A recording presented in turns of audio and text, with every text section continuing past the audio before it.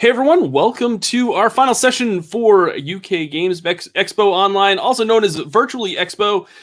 This is our session of Mörk Borg, which is just a phenomenal book. If you haven't already picked it up, you should definitely take a look.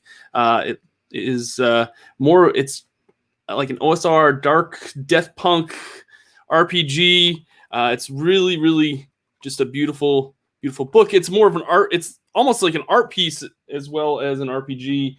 So if you haven't picked this up, you definitely should. And right now you can pick up this book off of freeleaguepublishing.com, and you can use the discount code UKGE to get 10% off your purchase at checkout.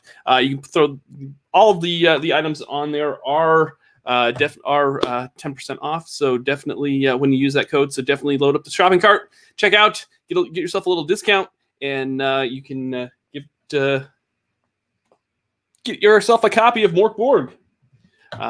So yeah, before we start, there's a couple things that I would ask you to do. One is I would ask you to hit that like button down below if you're a fan of Mörk Borg, and also if you are just tuning in for the first time or you just enjoy actual play content, please hit the subscribe button down below, and also hit that little bell notification that'll let you know whenever we go live, either here or we're also on VCG, which is the show that I produce on my own. I also do production for Free League Publishing, so we're simulcasting on both those platforms. So I'm really excited to put the content out on both.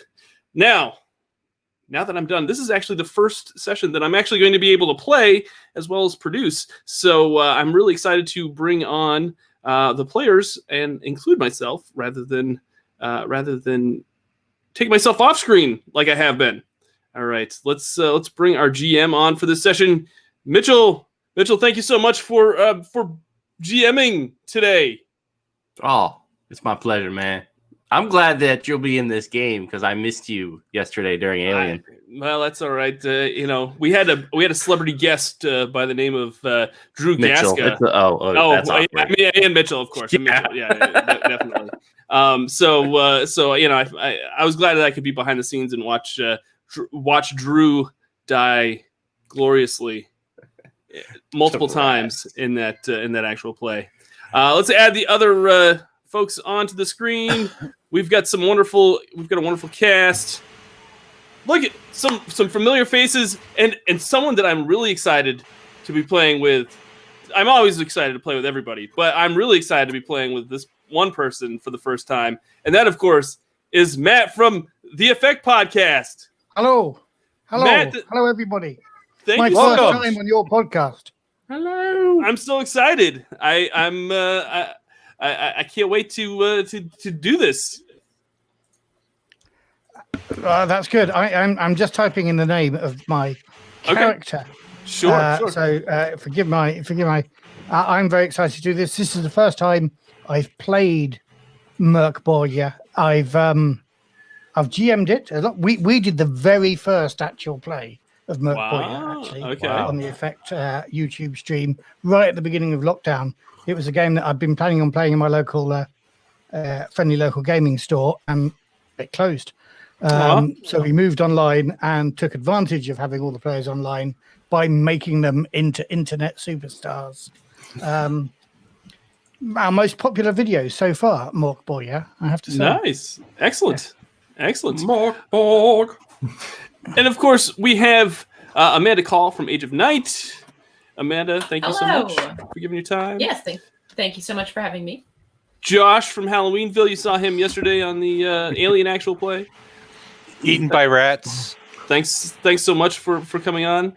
Yeah. The other half of Effect Podcast let you get devoured by rats yesterday, which was fun to see. Yeah, that's why you can't see our lower halves. What was that, Matt? They were big alien rats, I hope. They were. They Okay. were big mutant alien rats, which was, They were just DC rats. Yeah. Like that whole scenario, you could have just switched out to Washington DC, and And then last but not least, of course, Ian from Freakopolis Geekery. Yes, indeed. Thank you for having me, Doug. Absolutely.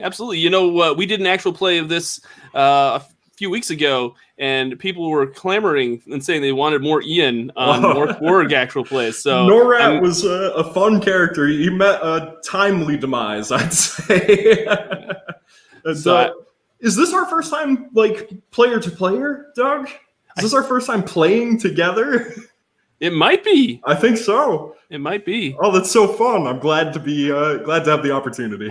Yeah. See, you guys were in Beach Patrol together. Oh yeah, Beach that's right. We Patrol were. Bros.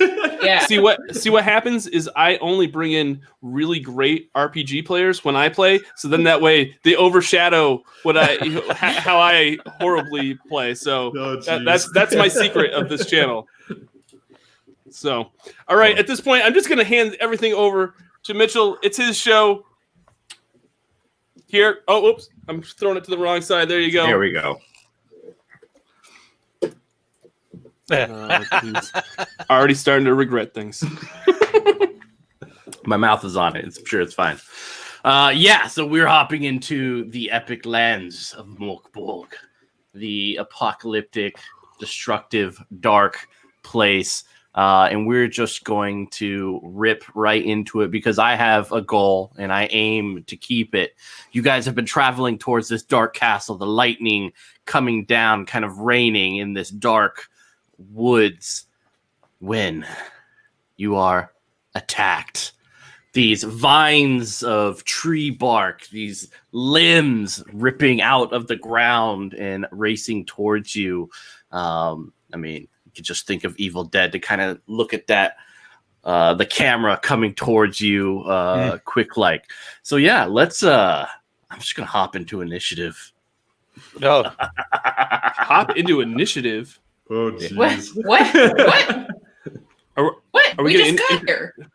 Yeah, you guys just got here, so initiative. Oh, natural one. I rolled a 6. 3. Oh, this is all boding Matthew, well. you're muted. Oh, Yeah, What dice so do we use for initiative? I've just forgotten. yeah, so we're gonna do the simplified. So with Ian rolling first, 1 through 3, the enemies get to go first. I just like to see everyone else roll in hopes that something better might happen. Yeah.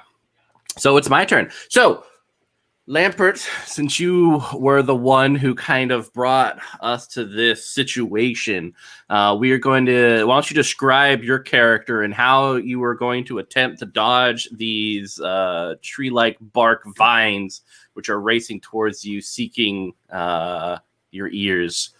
And trying to rip your head apart.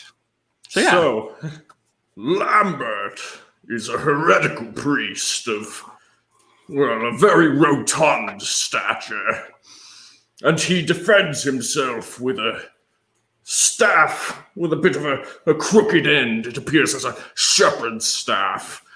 And he's led a life of misery. His robes, once purple and grand, are now dirtied and tattered by the road, and his many jowls are filthy. He raises his staff to defend himself, and I suppose he'll try and step to the side despite his overwhelming size. Excellent. All right, roll agility to try to dodge. Okay. A 2 minus 1. So. Oh my gosh. It's like you don't want to live.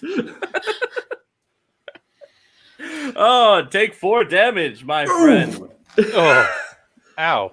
Lambert is badly hurt. The vines have reached out and they're trying to get into your ears, and you're just kind of like smacking off, and they've cut part of your face off. Blood pooling down on the ground around you. All right, so I have 2 more little guys who are going to try to do something. Doug, because I love you incredibly, why don't you go ahead and introduce your character and how you're going to try to defend these horrific vines. I'm the creator.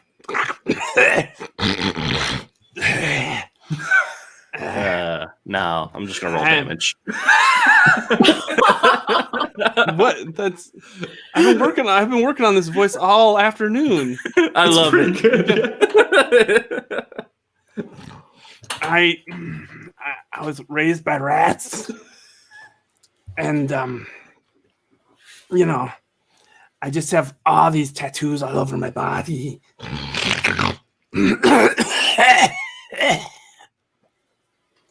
And I reach down and I grab my sling and I swing it around and I try to hit the vines before they hit me. Okay, Wrap it roll. up. Yeah, roll that agility. And Oh, that's a 20. oh, Snap! with your grossness and the slingshots, yeah, you smack both branches away, leaving yourself triumphant. What's kind of your triumphant look?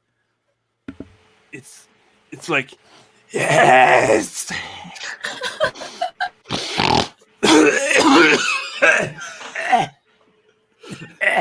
Someone clip that. All right, and finally for my last one, Matthew, why don't you go ahead and introduce your character and what you're trying to do? You're muted, by the way. I'm Makari. I fell from my mother's womb as she was hung. I'm lazy and bitter, starved, gaunt, and pale.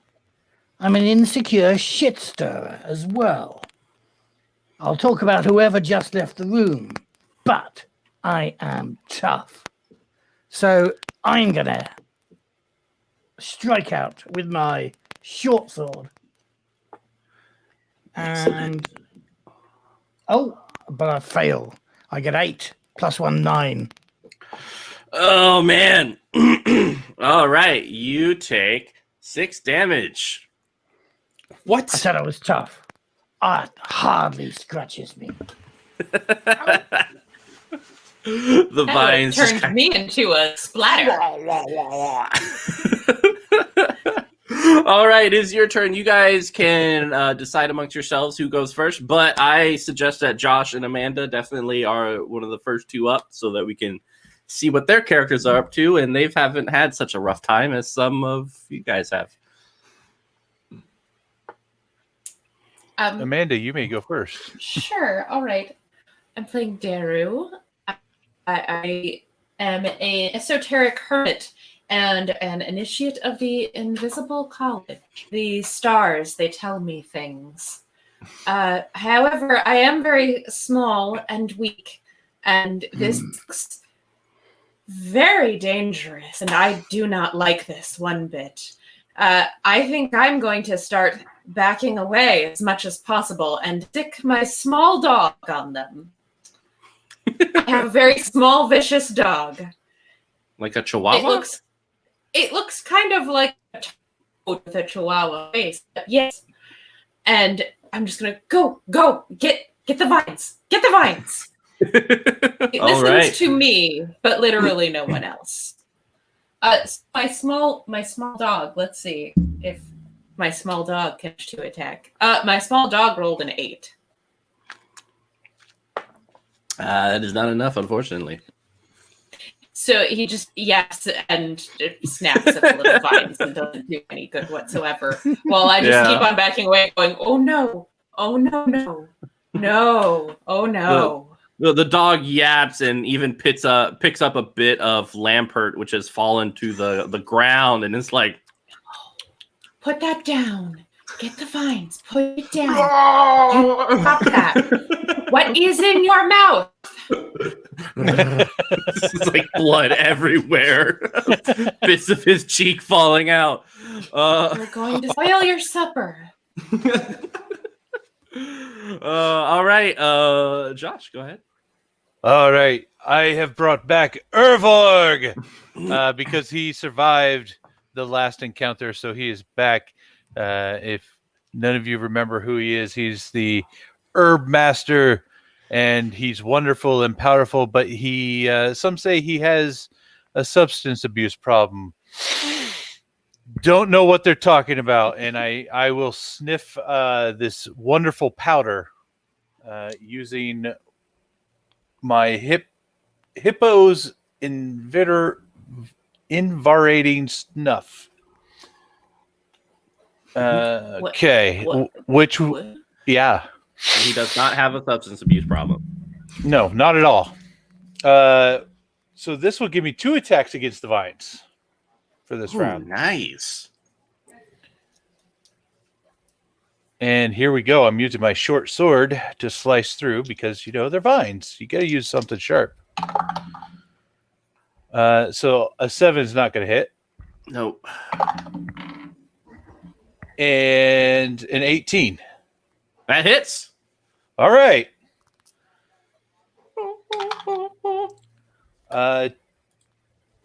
2 damage. All right. You chip off a couple of the little bark as it falls to the ground. What's surprising about this is when you kind of slice into the wood, there's almost like this yellow amber, which is dripping from the wounds onto the ground, and it sizzles the leaves and then starts catching on fire. So now you have like this little fire growing right before you, Urvorg. Okay. Yeah, let's let the fire do all the... if it's leaking fire.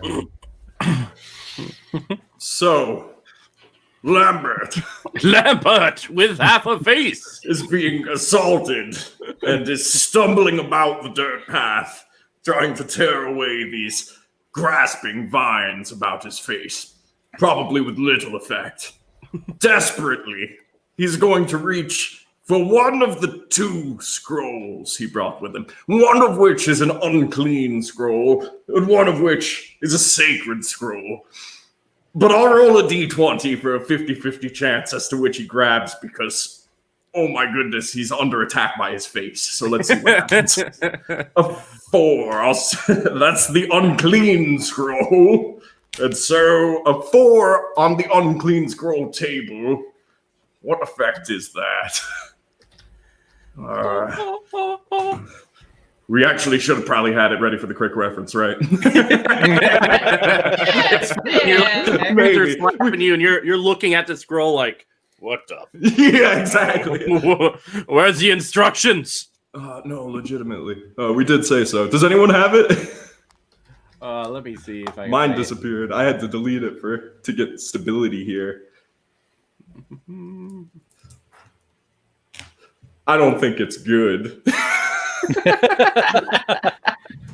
Oh man, I'm sure it's fine. I'm just gonna make something up for you since I can't find it real quick. No, it's fine. This is gonna be good. Let's do a whatever dice that you have. We'll call even something great happens, odd something happens to Doug or Kratar. Odd. Oh geez. So with an odd, what's gonna go down? Something happens to Kratar, I believe is what I said. Though I never remember what I put for evens or odds. Like every time, I feel like that's something everyone does. All right, cool. So you read out this scroll, and immediately the filth, which you now realize is probably feces written onto this scroll, starts to dribble down into the ground. And before you, there is this dark object, which looks very much like Lampert. His eyes, though, are just kind of like these pale white, and his teeth are dripping this black and brown substance, which kind of drips onto the floor along with your blood, which kind of mingles and coagulates, kind of hardening on the ground. It looks at you, and it's like, oh, Lampert, what shall I do? My teeth thirst for Kratar. By the gods. By me. Help me with these vines first. Okay, then afterwards I will kill Kratar. And he'll grab onto the vine. So why don't you give me a D20 test? 14. All right, sweet. Yeah, it's kind of like ripping it out of your ears. I Though look you to are the scroll. Not good, not bad. a B. We'll give it a B. Yeah, and you're getting like the whatever's dribbling from his teeth is definitely like flinging onto that bear's spot of skin and has like this little tingling sensation if you've ever had like kind of like a green tea mask or you know something rejuvenating of the skin. It's kind of like that feeling, but on your bare flesh. We're learning about Mitchell's skincare routine now. Always Raise take your care hand. of Raise your hand face. if you've actually ever done a green tea skin mask party. Okay, that's what I thought. Oh man. Okay. Next convention, we are going to a spa. We're putting some stuff on I'm our down. eyes. We're doing it. Finally, wide-eyed Lambert gives out a, I probably deserve this. Oh, yeah, you do. All right, Kratar and Makari, who would like to go next as you guys see this insanity happening? So, since you guys last acted, a chihuahua ate a piece of your friend's face, which was on the ground.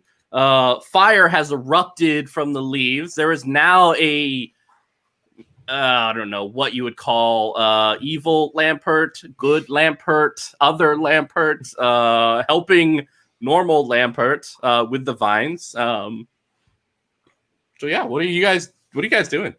Are we just? Do we have any specific thing that we're supposed to be like? Are we just all together in this forest, or? Yeah, you're all together on this forest. You're being attacked by vines. I mean, I'll let you decide what to do there. All right. You also have an evil Lampart asking to kill Kratar later on. Seems reasonable to me. I'm going to sneak up behind the evil Kratar, and try to. I don't have any. I was gonna like stab him in the back, but I don't have any. I don't have a knife or anything. What I'm do going you to take. have? I'm going to take my sling and like try to strangle it, so that because I know that it's going to be coming after me next. I love Mörk Borg. All right, go ahead and attack. Oh, that's a 1. Oh man, crit fail. That's cool. That's cool. All right, awesome. So as you're strangling this, why don't you go ahead and give me a damage? We'll call it a D4 for strangling. Okay. For this instance, That's a 3. all right, cool. Lampert, you're going to take 1 damage as you feel something choking your throat. And Kratar, you're kind of pulling on that evil Lampert, but it just feels like it's squishy. His neck is squishy, and it smells like something foul. And it just starts to sink into his throat, and you see that kind of black and brown ooze kind of gushing forth from his neck, getting onto Lampert, and then he also feels that choking. I say, this Lampert smells better than the other one.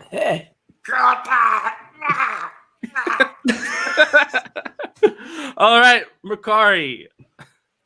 Yeah, I'm liking the look of this. Actually, I'm not daft. I can see weakness, and the weakness is in Lambert. So I am going to stab evil Lambert, knowing that good Lambert will take the damage. And this is exactly why I was so excited to have Matthew on the show. In my community, an honest day's work was never an option. Not that I ever tried. With my short sword again, and 13 plus 1, 14. All right, that hits. Doing 1d4. I've just dropped it. 3 points of damage. All right, Lampert, you take 1 point of damage. And that kills me. So I dropped to 0 HP. As Lampert, feeling these psychic stabs, begins to stumble back to the ground, his great girthy form slams into the dust with a, "You've probably done the world a favor." Yeah, that short sword just kind of opens up a fountain of this black and brown material shooting up into the sky and onto everyone. Kind of just cleaner than I've been in many a while. So everyone sees that the vines, now that there's like a dead corpse around, are starting to just kind of crawl over to Lampert. Now, obviously, he is broken, and there is a D4 roll to see if he can survive. But my real question is, it looks like the vines are giving you an opportunity to leave. I've already started running away. Did you grab the dog? The dog will come. I'm just come on. There's more than enough. Okay. Just didn't know if you needed More me to than grab enough it. Lampert to distract these vines. So It's what we call the peasant's code. Run away. Oh man. I'm tempted to run away, but given that the vines aren't here yet, can I just rifle through Lampert's pockets? Yeah, you can. Anything of value? I do have. I like that. I have a filthy fingersmith talent, and I'm stealthy as well. You should have just ended with, "I have a filthy finger." Well, I do that too, but I make a D8 agility test, DR8. See what I can find, and I get 14. No modifier, 14. Perfect. All right, Lampert, what do you got to offer? So you would find, as Lampert draws his last breaths on the ground there, that within his pockets, within one, you would find a sizable pouch of silver, which implies that Lampert certainly took more than his fair cut from his. Don't care. Throw that away. However, potentially more valuable is the sacred scroll in a fine wooden tube.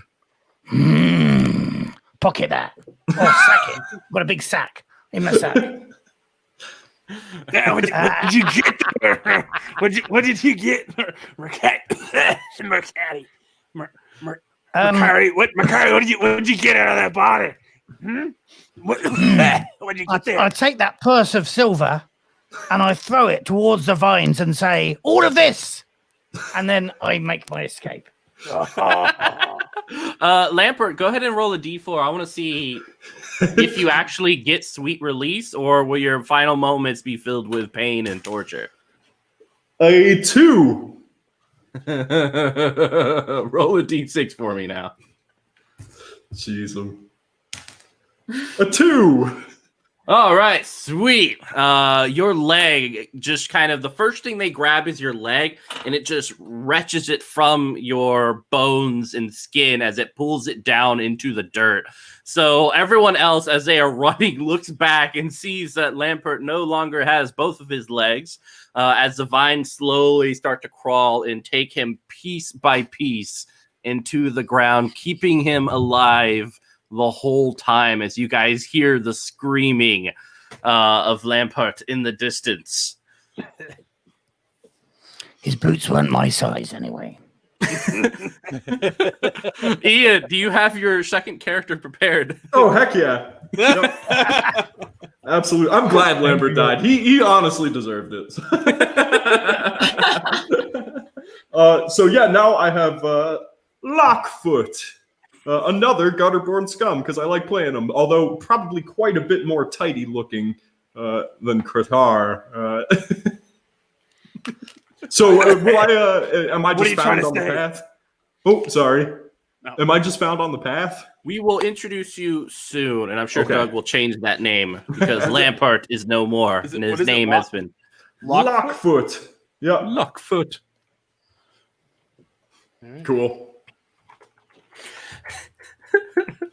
All right. So, in your desperate flee from the forest, heading towards that large castle in the distance, seeking righteousness or victory in your final days, you still hear the vines kind of creeping behind, always that groaning of trees and that movement through the wind.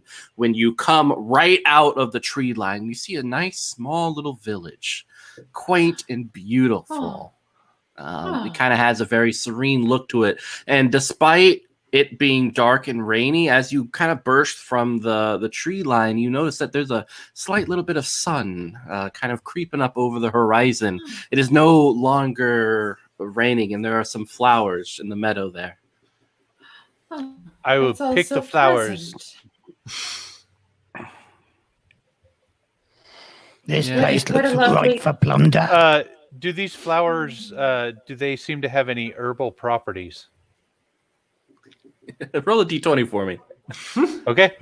Oh no. A 6. What's your favorite substance to abuse? Probably Donuts. the snuff. Yeah, like it's kind of like this. Oh man, you know that flower with like the little leaves on it that kind of float about in that little ball you blow. Mhm. Yeah, Yeah, it's like the that. marigold. Yeah, it's the marigold. Except like as you sniff, you realize it smells just like your favorite substance. Ah, wonderful. And then I sneeze. Yeah, it's like this white powder Oh. explodes from this Oh. flower and like just gets everywhere. Oh, I'm in heaven. I'm just in ecstasy, like rolling around in this little patch of flowers. Just God, it's so good. It's going to take a long time to get anywhere if you're rolling on the ground. Oh, let me just give me another minute. Just 1 minute. Come on. Oh, it's so good. Here, we'll take some with us, and I'll just like put some in my little pouch. Yeah. Lockfoot, you see this from your vantage point. You are in one of the huts. You had come here the night before seeking refuge during these dark times. It's a quaint little village, but you've been left alone for most of the time. But here are these 4 strangers covered in what you can only imagine to be feces and a little bit of blood. And there's a chihuahua still eating part of a face. Well, Lockfoot is a quaint little fellow and light on his feet, but he begins making his way on up to the party, and with his hands on his hips, he addresses them with the sun beaming behind his head, and he goes, "What the hell are you doing? This place was all nice and tidy before you got here. I enjoyed the sunset. I was enjoying the flowers and the screams of the heretical priests in the woods. Those are all kind things that I've come to enjoy here. I've been enjoying the flowers too, my friend. They are so wonderful. I can tell. We just Here. slept. Here, you want one? That's all right. I've been forewarned that they cause horrible disease. What did you just We leave? left the woods. There are the herbal vines that should tear us apart. They succeeded in tearing one of us. But my dog is eating what's left of his face. Well, I'm grateful for your honesty. I think pretty much everyone around here knows about the vines, hopefully. So maybe we maybe didn't, we can. or else we wouldn't have gone through there. Tough luck on your part. So what's the end goal for you? And oh, by the way, the name, and with a small bow, he goes, is Lockfoot, and I am particularly keen with locks, unsurprisingly. It's Nice to meet you. Oh, the classic gutterborn. Hello. Don't touch it. Surprisingly, from behind Lockfoot, with the stealthing capabilities of a shadow, you see a tall man rise from behind him, about twice the height of Lockfoot. Very thin, slender arms and legs, with a lovely kind of patched up hat that covers one of his eyes, which is a nice particular green. His teeth are nice, perfect, and white as he looks down at each of you guys, stroking his beard. Welcome to the town. I always like to see visitors, and I can tell you that Lockfoot here has been a lovely visitor, a man of manners, elegance, and a slight scent about him that is quite captivating. Don't think in manners here. Sorry to say. Seems a bit hoity-toity for a faith. Well, Hoity-toity. We don't use such language here, but we will forgive you. listen, friends. You're only just staying for a little while, right? Just passing on through. Right. Maybe. Kind of a wink, nudge, nudge. I don't know. If you got more fields of flowers like these, I might stay here for a while. You should. The world is ending, and there's really no better place to be than here. Yes, your place seems to be very clean and lustrous. Terrible monsters waiting to tear us apart there? No, the only thing you need fear, fair person, is your own dreams and nightmares. The regret that kind of slips into your lips and chokes you in the middle of the night. I have problems with that already. What? It's just a figure of speech. What do you? Oh, Yeah, okay. Don't take it literally. But What I meant to say is look on the literally? bright side of. Say again. Look what on if the I bright do side take of the it world literally? ending. No. You Oh, dear. all must be confused. Now, I assure you that right here and right now, we are having a festival with several of the lovely pies that our village specializes in, and we would like for you all to attend. Would you be so kind as to follow me? I can provide for you a place to lay your head, soft in golden pillows. Pies, you say? I like pies. Pies. What's Who in the doesn't pies? like a good pie? A symmetrical force, perfect, with a little crust, right? And you, when biting into it, your teeth slipping into the crust, that little flakiness. One of my favorite parts is that little explosion of liquid, that flavor which drains into your mouth, filling you with desire, I taste. think this guy likes pies. Fruit pies. Or meat Fruit. pies. Fruit pies, meat pies, you are right. We have it all and everything in between. I assure you, you're going to find this place to be the in-game of sorts. What do you want in return for your pies? Well, money, of course. Nothing is free. And maybe we can add your names to the town's charter. Keep you here for some time as you learn to love this place as I have. I've learned there's no such thing as love. Kratala, did you pick up any of that silver? No. What? You threw it at the threw trees. it I wasn't right going at back you. there to get the trees. Those trees, you see what they did to our last, that other guy? I wasn't going to go near that. So, you're going to have to work to earn the money to buy the pies. Why do I have to work? Because I don't work. Maybe I'll make there- the pies. Oh, Is there a You need someone to laboratory make in pies town? for you? We have many. Many places. laboratories, you say?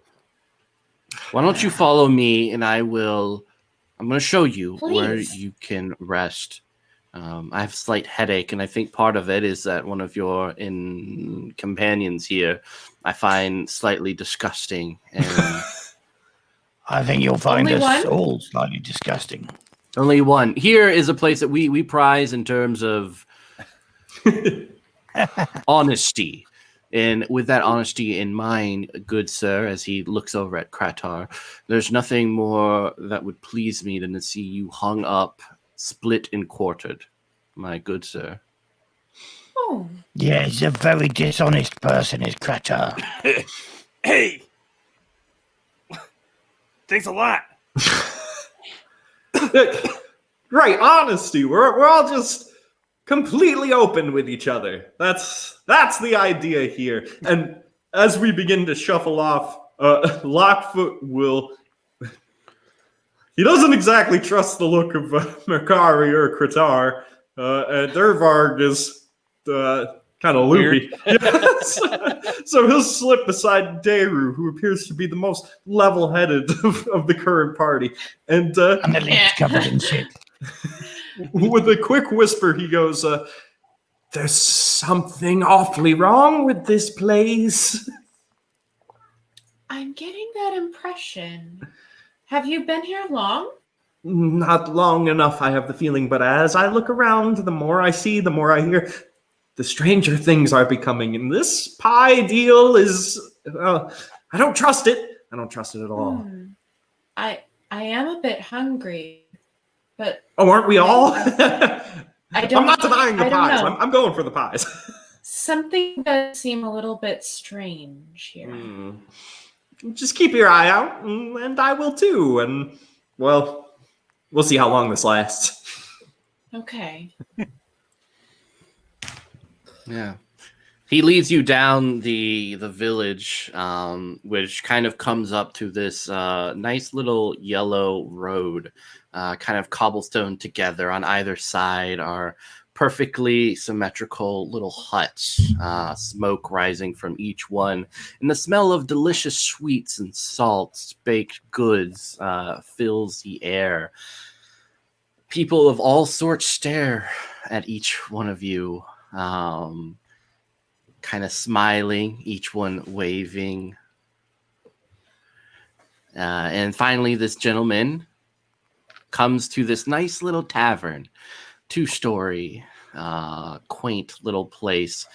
The first thing you see when you enter in is that there's a lovely piece of art, which is just this place from the outside, with the lovely sun just over around. There is a very tall and jolly woman behind a table. She is currently slushing about with her hands in some sort of stew, maybe beef stew, that is filled with heat, and you kind of see the ripples just over the gravy of it as she looks up. Oh, hi! You finally come down, huh? I knew that there were newcomers here, but I didn't think that they'd be like you. How What did you know there was be like? we were coming? Oh, one at a time, please. This place, word travels fast. Hi. Right. And what is that you're making there for us tonight? It's a wee bit of beef stew. Ooh. Yeah, it's going to be amazing. You see, what I've found is that, honestly, for something to be filled with your love, you kind of have to get into it yourself. You can't use a wooden spoon, as other people will try to do. You gotta use your fingers. It's tantalizingly good.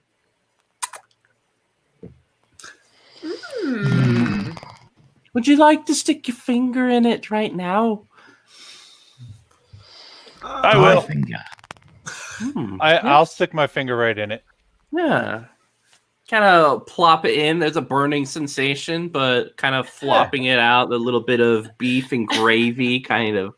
And it's almost like if you've ever put your finger in like wax, it almost starts solidifying over your finger immediately when you come out, and you kind of. It's salty and sweet. Hmm. Did Why, that's quite good. That's probably the best thing I've ever had. Oh. Oh, that's good. That's good. I thought the plants were the best thing you'd ever had. Hmm. You mind if I stick it in again? Oh no, you can only put your finger in it once, love. Oh, but that other finger, that's Yeah. something new. Go ahead, put it in. There we go. No double dipping. I get it. All right. There we go. Oh man, I taste good. Oh, Ah. glad to see there's at least some degree of civility around here. Can't allow for the double dip even at the end of the world, right? This place is fantastic. I'm telling you, flowers and soup and wonderful hospitality. There's no really place that you rather be than here. But let me you see the town mayor has brought you in. As you look around, the tall man is no longer here. Just gone. And you guys are here alone with this woman.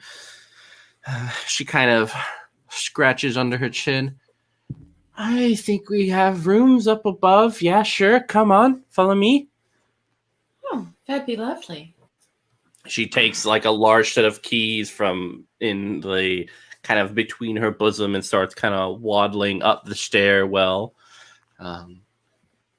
Is there a bath? Oh, of course. I can prepare a bath for you. I just have to take some time to get the water. I assume you would like it hot and warm? I always like it hot. Me But too. I'm covered in feces. It's Well- not how I normally dress. We've all been there, I assure you. We've all had our Yes. down days. I'm thinking of your sheets mainly.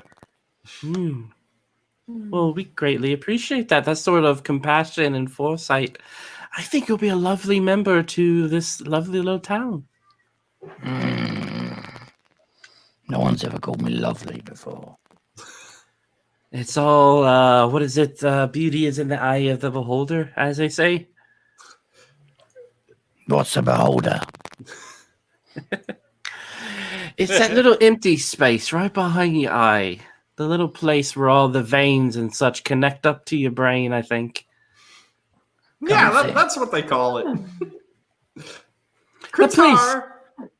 Kritar, as we're making our way up, I suppose, to see these rooms, Lockfoot will make his way over to Kritar for a moment.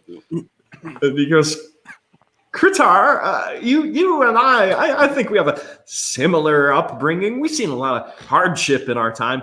Have you ever spent the night in a place like this?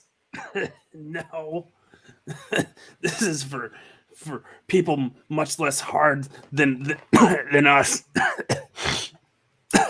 Yes, right, exactly. Which, isn't there something kind of suspicious about this place a little bit, ma'am? And I'll call forward to the woman showing us to our rooms. Hi. What's the mayor like? What is this town? Does it have a name? Do people call it anything? It all just seems kind of out of place. Not really. It's just kind of, I feel like once you name a town, it becomes all official. And right now, it's much more like a family. Right. So I guess you could just call it the town. It's the town. Sure. Now, All right. No, I'll take it for now. Which room can I have? Oh, well, first, I think there is a desire to have the bath. If you come down into this room, we have a large pot prepared for each one of you. A nice little bit of fire underneath it, nice warm, as well as some lavender and vines and such like that. To really get the back parts of you. Really dig in there, That sounds lovely. doesn't it? one for each of us Of in the course. same room. Yes. What if I'm a modest woman? Well, here, truth, much like anything else, it's really the ability to be vulnerable. And if you would like to stay here, all that we ask is that you are able to feel comfortable in your own skin in front of each other. I think that's a fair compromise, especially if I'm not asking for you to pay for this lovely inn. What? You're not asking to pay? Oh no, I never mentioned it. The mayor said we'd be paying for the pies. Oh, the pies, yes, but Pies, not for sleep. yes. What We just if have I to don't take want a to take a bath. bath? What if I think I smell? Kratar. Oh, I smell I- great. I don't need You to take a don't. bath. you don't though. You don't smell great. He smells okay because he's not covered in shit like I am. Well, there's a whenever there is a disagreement on the perception of maybe how you smell, view, or really any sort of thoughts, there's often a town discussion, and then there's a vote. Whatever comes out on that becomes truth. So, Kratar, if you would like to figure out the truth of it, I assure you we can find out. A vote, huh? I don't need a town to tell me how I smell. I smell great. Your traveling hermit here, she seems to have some sort of wisdom about her, right? I mean, maybe. Well, I'm gonna give the bath a go. So far, so good. That's why we like you. If you want to sleep alone outside, Kratar, then you don't have to take a bath. Yes. Qatar, you have two choices in front of you. You can go take a bath, or you can. Well, I guess we'll figure out the truth of it and let things be. It's up to you, Qatar. I'm not taking a stinking bath. Excellent. I'll inform everyone that there'll be a vote then. A vote? Yes. A vote? Yes, the truth is put into question. And the town What's must a dictate what the vote? truth is. A vote is when each and every individual casts their opinion, and the majority gets to solidify that opinion as fact. You mean the majority define a crack? Yes. I don't know. Sounds. Strength defines opinion. Sneakiness defines opinion.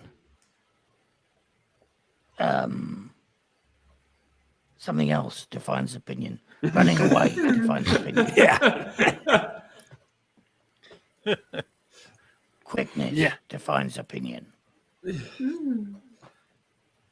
We have your bath prepared. I have some work to do. Please. I'm going for it. Okay. I am stripping my clothes off, revealing my very thin and bony body. How is it every time I play this, someone gets naked? This is just what happened. Yeah, I think it's in the rules. I think so. I will go over, and the first thing I'll do is kind of take my finger and swirl it, and then taste it. Yeah, if you've Tasting ever the been. bathwater? Yeah, Yeah, some people sell that. yeah, exactly. Especially, Oh. if Kratar were to get in, that would be like some seriously strong, potent stuff. If you've ever been to Melting Pot, it's kind of like that brew, that heated water of various herbs and such like that. So in your particular one, there's a little bit of lemongrass, as well as salt, some brown sugar melted in, and a slight bit of milk.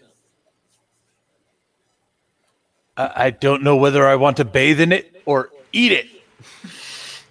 A hard thing. Why not do both? Yeah, I don't want to eat it after I've been in it. Lockfoot will make his way to the edge of his bath and kind of peer over it and look within. What's he got floating around in there? Yeah, so several carrots, as well as what looks like some brown speckles on the top, as well as some glitter. An interesting amount of food stuff in these baths. But glitter. Shiny. You also get glitter. What's in Daru's tub? Daru has several what looks like kind of chives, as well as kind of like the green onions, not cut up, but just kind of long. So that's a very pungent bath. But all right, sounds good. Exactly. Who's gotten in their baths? Because Lockfoot has. I'm gonna get in the bath. Okay, Daru ready for has. This is very relaxing, even if it smells very oniony. Yeah, really soupy. I can't seem kind to of bring myself to invigorating. get in it. I don't want to ruin the stew. We've got a bath each, have we not? Yeah. So I'm Except washing for my clothes in my bath. Qatar doesn't have one. That's smart. Wash the clothes instead of your body. Daru, is your dog in the pot with you? Yes, my little dog is with me. It's very small, so I don't want to like set it down and have it drown. So I'm just kind of like holding it tucked under one arm while I'm relaxing on the edge of the bath. You can still like chewing on something, and when it opens its mouth, you see bits of like the flesh sticking to the top and bottom of the mouth. Oh, we're gonna wash that out. No. I'll go over get little to doggy hers cavities. as she's soaking in it. I'll go over to hers and kind of swirl my finger in there, and I'll taste that one. The Darus, yeah, it's like it looks like something that would pair nicely with like potatoes, you know. It's like a little potatoes! What are you doing?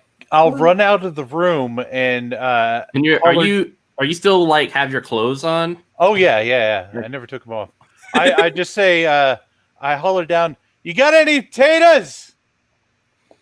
Oh, we will. Don't worry. Currently getting in that town meeting. They'll be here soon to discuss your companion. Excellent. Yeah, as many potatoes as you can gather. That'd be great. And I'll go back in, and then I will. I see Makari washing her clothes in it, and I'm like, yeah, nope. Kratar, I assume you're just like, no, I ain't getting in there. I'm just sitting on the floor. So I do want to taste his because he hasn't gotten in it yet. So there were only the 4, despite her saying that there was one for Kratar too. But when you guys open the door, there's only the 4. Oh. So Lockfoot's in the other one. He didn't seem too dirty. I'll stick my finger in his and taste it. Oh man, it's like a cupcake. You know, the top like part of the real cupcake. Sweet. Ooh. Yep. Yeah, it's not for dessert. you. No herb Dessert label. Look, you have the appetizer, you have the main course, and dessert. Oh. There's a little bit of that, huh? Yeah. I mean, you taste awfully sweet. I mean, this stuff tastes awfully sweet. Not you particularly. Well, I don't know. Can I chew on your finger? No. You stay away. Your mind has been addled by the puffballs. Yeah.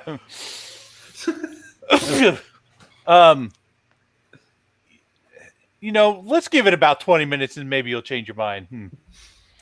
Can I stoke the fire underneath? Let me get that. Let me get that nice and hot for you. How's that? And I'll stoke it. Try to get that fire nice and hot. Well, I mean that's better than just lazing about like Qatar over there. Yeah, it's starting to bubble up. Yeah, I like Daru. You want me to heat yours up too? Do you see any soap anywhere? Soap. I'm looking for like a big chunk of something in one of these vats. Yeah, The moment you kind of start thinking about it, you notice that off to the side on one of the this whole place is kind of laid out like a sauna, except it has like little.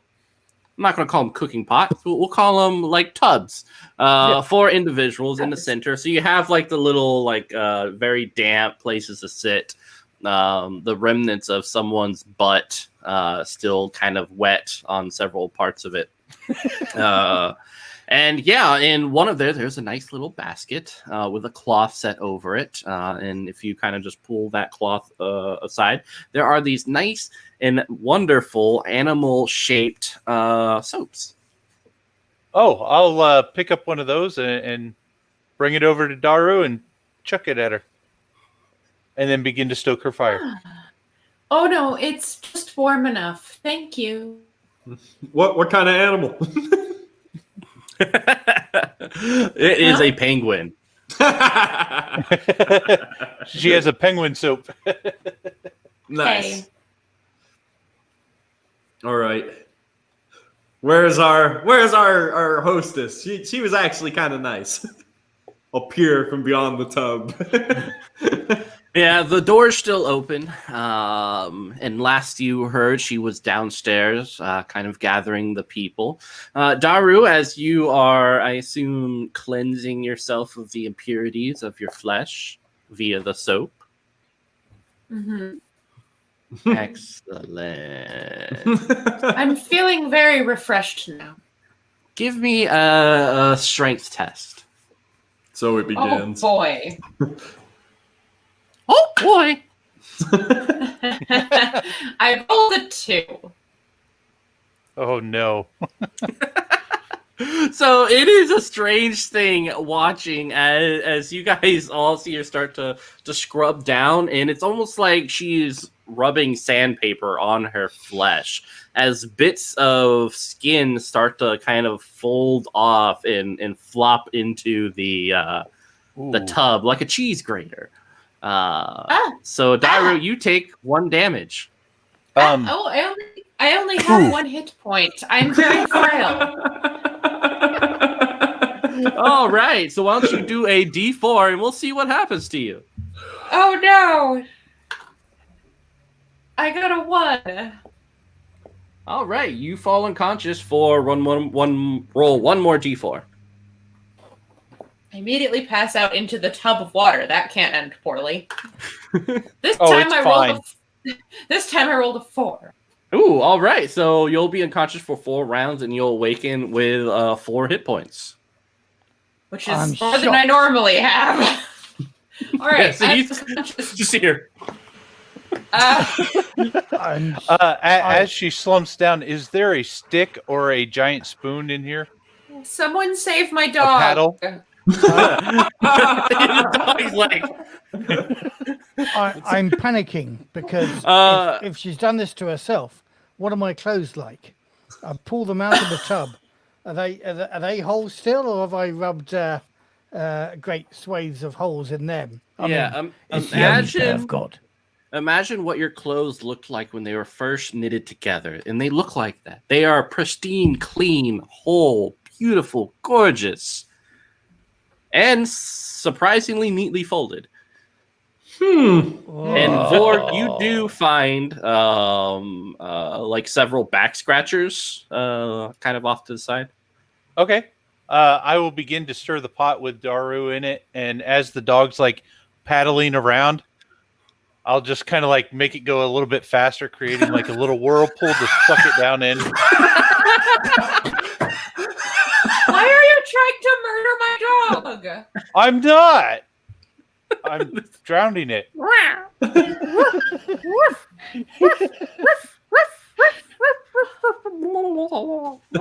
Monster.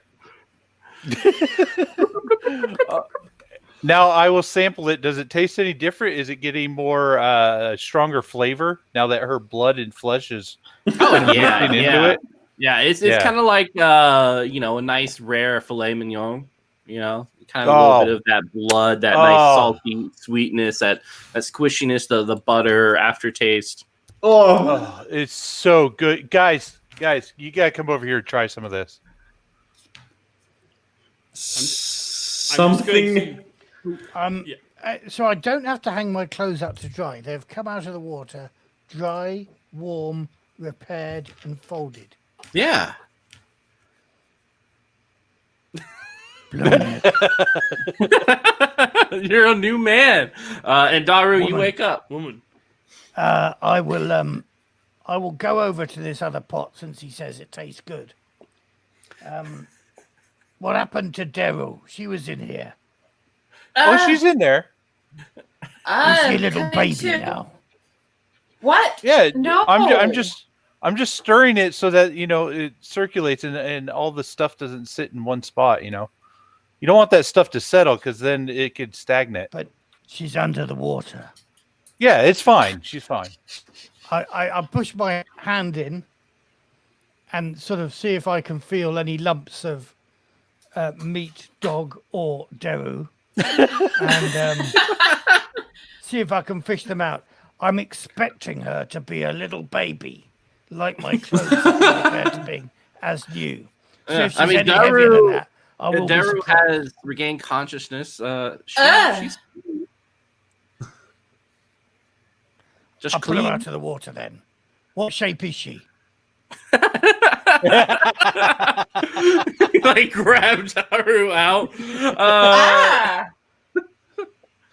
She's What's- clean, pristine, But not going a little on? baby. not a little baby. I think you need a bit longer. I think- So drop it I back. think I'm done in the I think I'm done in the bath now. I'm getting out.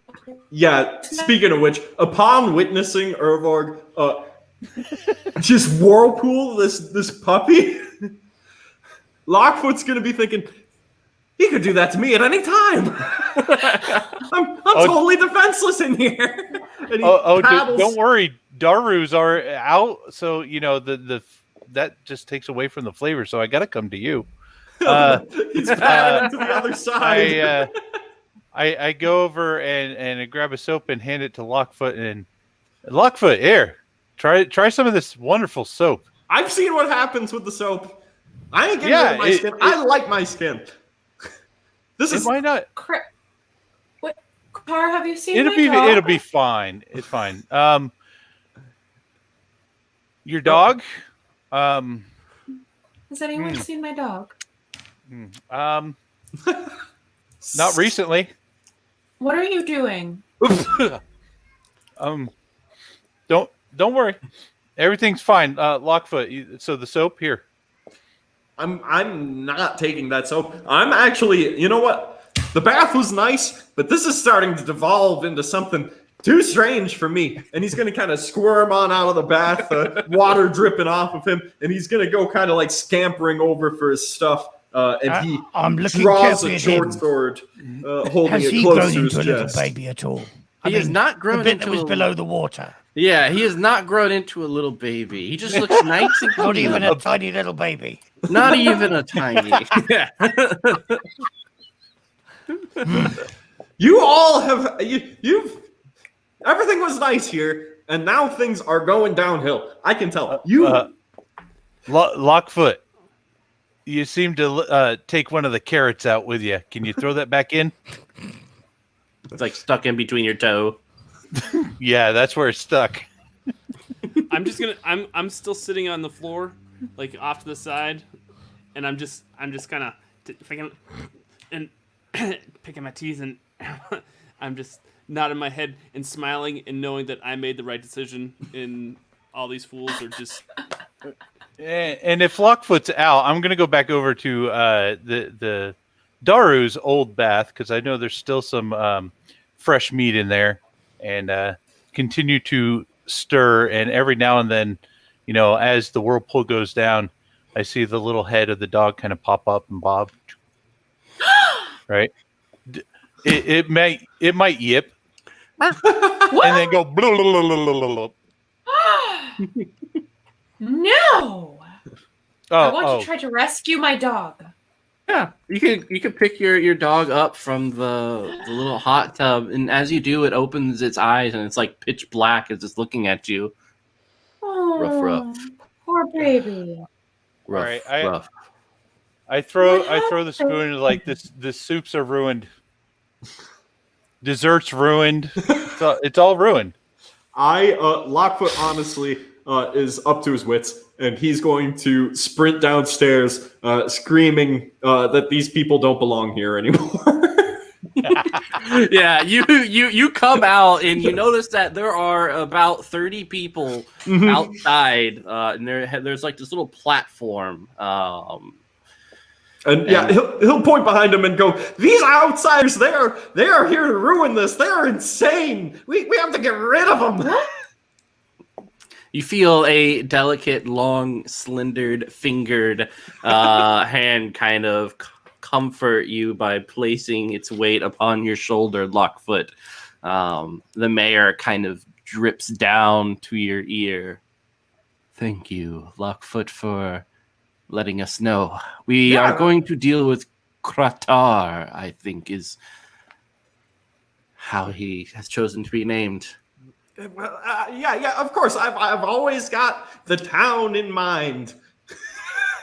As Lockfoot completely throws himself to that end of the scales, you know. Yeah.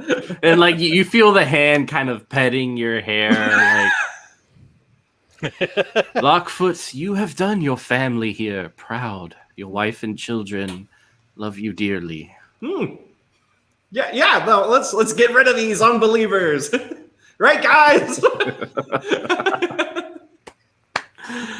And for those upstairs, you see two bald men kind of waddle in, each one kind of bumping into each other, their bare chest kind of bouncing along as they come into the hot tub sauna area, and each one looks at Kratar.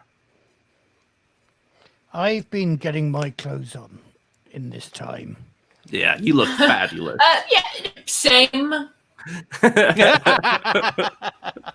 At some point, presumably, I put something back on, you know.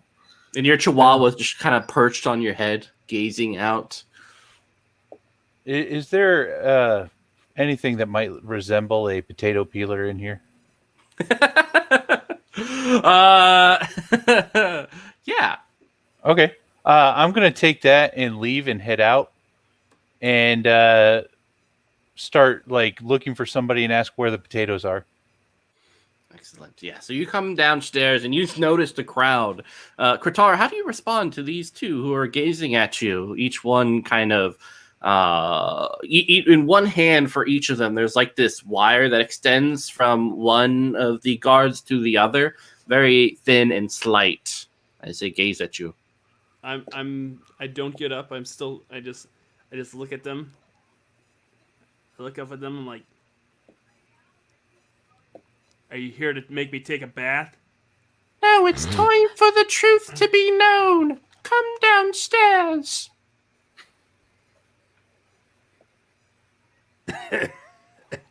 I speak to Deru, just quietly. You remember Ervol told us that story of how he was the only survivor of a party of adventurers as we walked into the forest. Is it, I suppose, do you suppose, is it because he ate them all? Oh, I am so writing that down in case I anything. survive. You didn't I have gone mention anything cannibal. about eating them all, but I suppose it could have been. He seemed to take, shall we say, a particular culinary interest in our bathwater. Not mine, of course, because mine was full of feces, but everybody else's. He did seem to keep on adding stuff to my bath. It was very strange. I'm ignoring the guards and Kratar, by the way. Just Just not like going that's there. a problem for another day. More worried That's a about him me and my problem. cannibalistic intentions. However, That's the bigger he threat. he had just been rolling around in those flowers. Maybe he's hallucinating and he thought we were giant chickens. It rubs the salt on its skin. If he's not feeling well, chicken soup is quite delicious. And restorative. Mm-hmm. People soup. You hear in the distance a shrill I think- Lockfoot cry. You have to answer for what you've done! What is all the shouting about? These people are monsters! Lockfoot, Mayor, where are these potatoes at? I was told there's taters for the soup and nothing. Urgvug, trust me when I say that when it is time to eat, you will eat. Build the anticipation. You have to tantalize it, touch it, grace it with your presence before you engulf it. Oh, you're talking my language now. Does he still have his hands on top of my head? It's like the whole time, just petting. Lockfoot is just, So at this point, I have a sacred scroll in my carry, and I would like to use it. Do it. What do Is it wrapped in the one in the same way that the one I stole? Probably, yes. So you roll presence Okay. and then a D10 to figure out what happens. That's another 20. ooh. Wow. Whoa. Wow.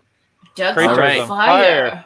Yeah, I'll let you roll 2D10 and you can choose the highest or Okay. if you're into that sort of thing. Where is my D10? It's right there. That's a 7. I had the list here because I was looking at them. That's Nice, thank you. Good. that's Full Dawn or Knight's Yeah. Chariot. Light or pitch black for 3D10 minutes. Yes.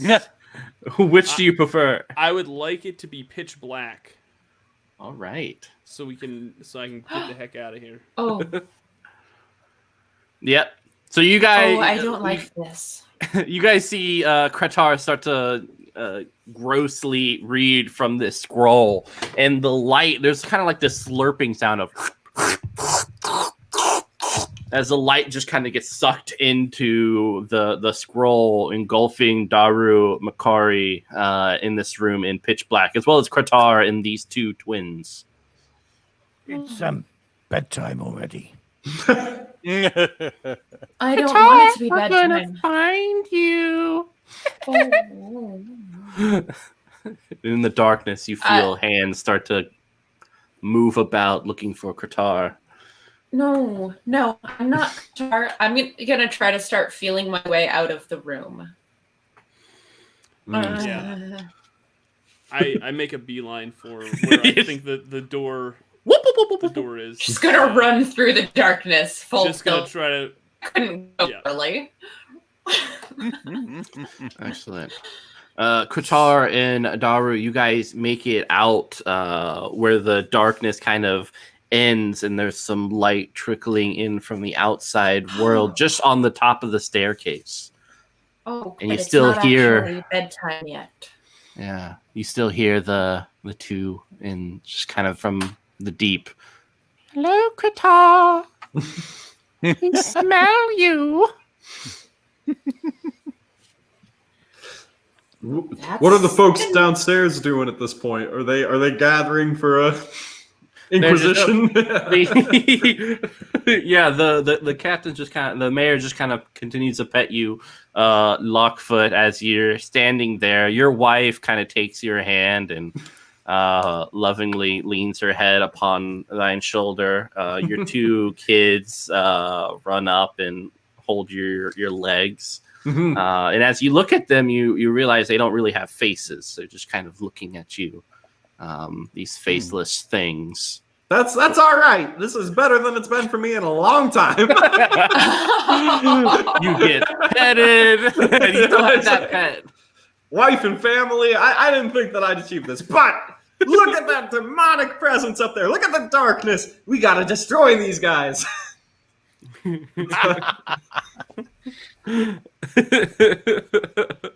your wife looks like she wants to say something as much as a faceless creature can, and you just kind of hear like a. I suppose I'll have my short sword at the ready and looking out for when Kritar, the troublemaker, comes running down the stairs.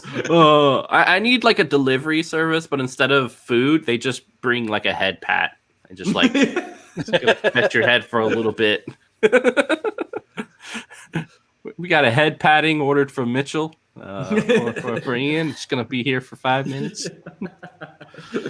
Oh well. So Kritar, Daru, what are you up to? I'm going down the stairs. Yes, Excellent. I would like to get away from the darkness. Yeah, it looks like coming downstairs that there's the front door. And commotion outside. Some petting, light petting happening. And maybe through the kitchen there's a back door. I think maybe we should go that way. I am still rather hungry, though. Do you think this means dinner's off? I missed that part. Can you say it again? And I'm still rather hungry. Do you think this means dinner is off? Oh, I'm pretty sure. Yeah. Oh. Let's go out the back. I bet they're waiting for us in the front. Let's go this way. So I guess we're running out the back door. Or sneaking? Are we sneaking? Are we running? What's the approach? Are you sneaking or running? Oh, running. Okay. Then I'm scrambling to keep up. Yes, much like that. All right. You guys run to the back. Makari, what are you up to? I'm still in the room with the twins. They're moving about looking for Kratar. Every now and then you feel like one of their little fingers, probably a pinky, grace your forehead. I'm quite stealthy, so I will try and avoid their grasp while staying in the comforting dark. Excellent. Roll that agility. And that is a 10, which, with my stealthiness, is all I need. Excellent. Yeah. You kind of get close to them every now and then, but yeah, their pinkies are searching for something else, it feels like.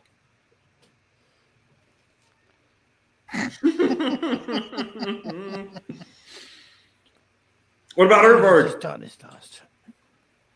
Urvog. Well, seeing Lockfoot take out his sword, I'm a bit interesting. Lockfoot, I thought these were your people.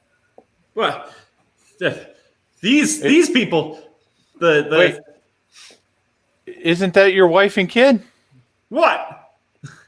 The no faces. These people around me. Right, the sword is for the non-believers, the crazies who came into town. Oh yeah, those vile non-believers. And I take out my short sword and I'm with you, brother. Yes, this place is great. They make the best damn soup there is. I'm somewhat convinced, but that lady, the hermit one, and the one who refused to bath, vengeance must be wrought upon him. Vengeance, banish the stink. Lockfoot has quickly leaned into what he thinks is his best chance at survival. Yeah, my favorite thing is always seeing how people react to cults. It's just like, I'm a part of this now. Yeah. So speaking of which, we know Mercari is evading the twins. Urvarg is with me, and then we have Kratar and Deru sprinting for the back door. But I have light feet. I'm tiny. I can't run very fast, and so I look to Urvarg and the mayor, and I go, "You gotta stop him!" You have that pet on your head. I like it because you're right below me, so I can actually like That's hilarious. move your head up. There you go. There you go. Oh Perfect. man, right? How are we gonna get him? Well, we can't get him just standing here. And I I'll hand you take some off- rope. Oh, you're gonna hand me some rope? Yes. All right. I got sword in one hand. I got rope in the other hand, and I take off towards. Probably, I wouldn't know that they went out the back, so I'd rush into the tavern. Excellent. Lockfoot, are you following? Yeah, I'll try and keep up. All right. Excellent. Yeah, you All right, burst back in. Where do we think they went? There's not many options. I know. Where are we going? Yeah, that the darkness way! above. And I point wherever the closest door is and run in. The back door. You run out to the back door and you see Kratar and Daru. Are you guys heading towards the woods or? I don't know. Where are we going? I was just trying to keep up. I'm trying to get through. Like I'm trying to get out of town, not towards the woods that we were just in. Hopefully on another side. Those were bad. Yeah. As you look around, desperately trying to find your way out, you realize that this town is a little Eden, a garden of conformity, and elegance, surrounded by these dark and harsh woods. It's so nice here. It's too bad that they tried to drown my dog and eat me. Daru, come on back. I won't eat your dog. They just want I don't Kratar. believe you. They just want Kratar. Come on. I'm sorry. And we continue to run. And I as we're running, I'm kind of talking to Lockwood, and I'm like, maybe we could bring Daru into the cult and then just throw Kratar to the wind. Yeah, no, that sounds good. But quick bit of advice: don't call it a cult. The mayor will. So well, we're just talking. We're just talking here, you know. quick pre-cult discussion. Yeah. Exactly. It's not a cult, it's a family. Right, it's a family. Quick cult huddle, guys. What's Makari still I am doing? so going to use that. That's true, Makari. We got to know where you're moving in on this. Yeah. So, what I'm toying with these two twins. Did you say they were? They had a little wire between them. That was that like a cheese cutter with which to cut Kratar in half, or was it something that they use to keep together? I'll let your imagination run wild concerning that. Because I'm thinking I want to see what happens when the cheese wire is cut and they are separated. Ooh. So I'm going to try in the dark. Admittedly, it's the dark. Give me modifiers if you like, but I will try and cut that with my short sword.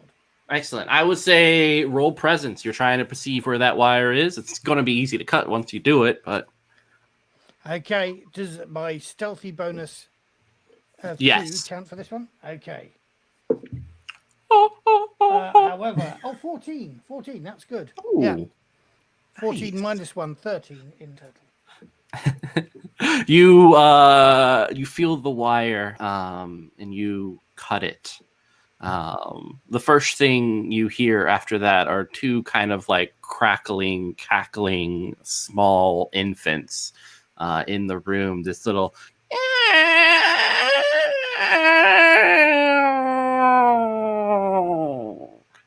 in the pitter patter of little feet. That's weird. Hold on. Daru should have turned into a baby. It sounds like these ones have actually turned into a baby. Where are the pitter-patter of tiny feet going? It's hard to say. You hear it above you, below you, through veils you can only imagine. When the others opened the door, it didn't get any light in here. Obviously. Correct. Yeah, it's just sucked off the light on the first or the second floor completely. I'm going to try and grab one of the babies.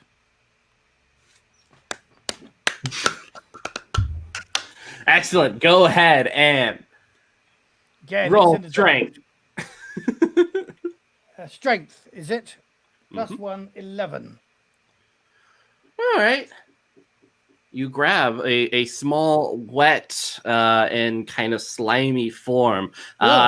And just for dramatic purposes, I'm going to say that the light finally gets unsucked. So much like a clogged toilet, everything just starts to ripple out the light, its colors, filling the space and overflowing. As you're gazing at what you're holding onto, it's like this tiny humanoid creature with a bulbous kind of black and blue head with no eye sockets. Its limbs are several meters in length, so it's almost like this spider arm and legs kind of like dangling in front of you, like.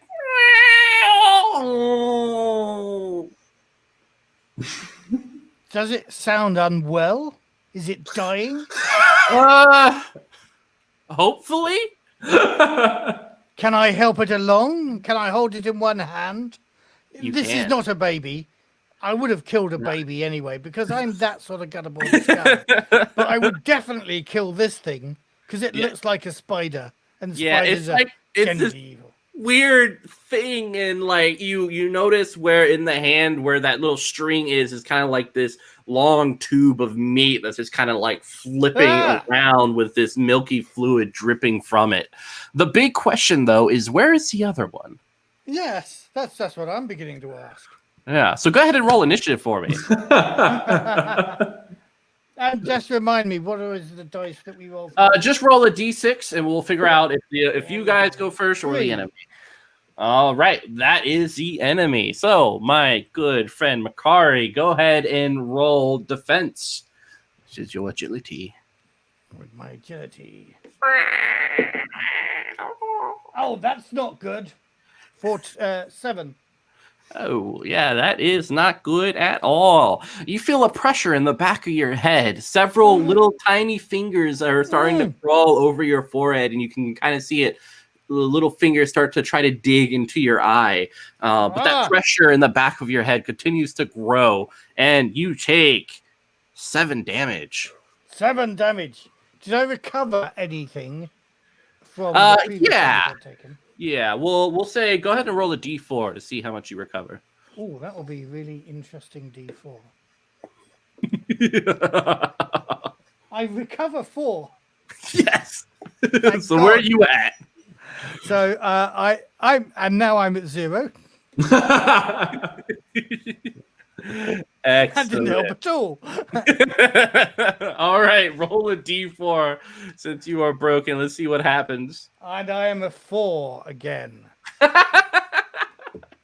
So I'm going to let you be as creative as you want. How do you die? Well, I don't die, obviously. I am taken by this creature. It peels my forehead back, replaces my brain with its thing, and kind of seals itself within me. And from that point on, I am a smiling and happy villager. Yay! All right. Awesome. I will give you the choice, Makara. You can continue playing your happy and wonderful villager, or you can choose another character. Nah. I'm going to go for my second character. Yeah. I like this one because of his name. His name is Ooh. What is that, Holman? Yeah. He is an occult herb master, but we'll work out where he is a bit later on. Excellent. I mean, I feel like a good time to introduce this wily character is bursting from the forest, probably chased by some weird dark creature, and you immediately see Kratar and Daru having a good old time. Well, I would be in this. This is a slightly more pleasant forest than the one that kills you, isn't it? And I am a herb master, so I am picking flowers and various herbs for my concoctions, and I see these two running towards me. A fellow herb master. Herb it up. Are Urvorg and Lockfoot still like running behind us? Yeah. Oh yeah. Okay. Can I take a second and take out my sling and try to throw rocks at them? Try to sling a rock at Urvorg. Oh, please stop and turn around and sling a rock at me. Go ahead. All Do right. it. We're gonna go into initiative. Oh jeez. Oh, no. Oh man, yeah. 1d6 is all you need. So, Doug, okay, 4. All right, so I'm gonna say Doug's team goes first with that beautiful thing. Okay. Am I on a team? I'm not even sure what I'm doing out here. Yeah, if you don't know, you could just go last, or you could pick a team. Okay, no, I'll go last. I'll see how this Jacob. goes. And see how it goes. So I'm running full speed. I stop, take out my sling, start swinging around, and then I just chuck it towards Urvarg to yeah. All right, so Urvar, go ahead and roll defense. A 5. How much damage, Kratar? Let's see here. D4 damage. So let's see here. 2. Okay. All right, yeah, 2. You get clocked in the head. Oh, Wait, With a buddy. rock. And I'm gonna shout. Stay away from me, Urvarg. Not a chance in hell. You done messed up now.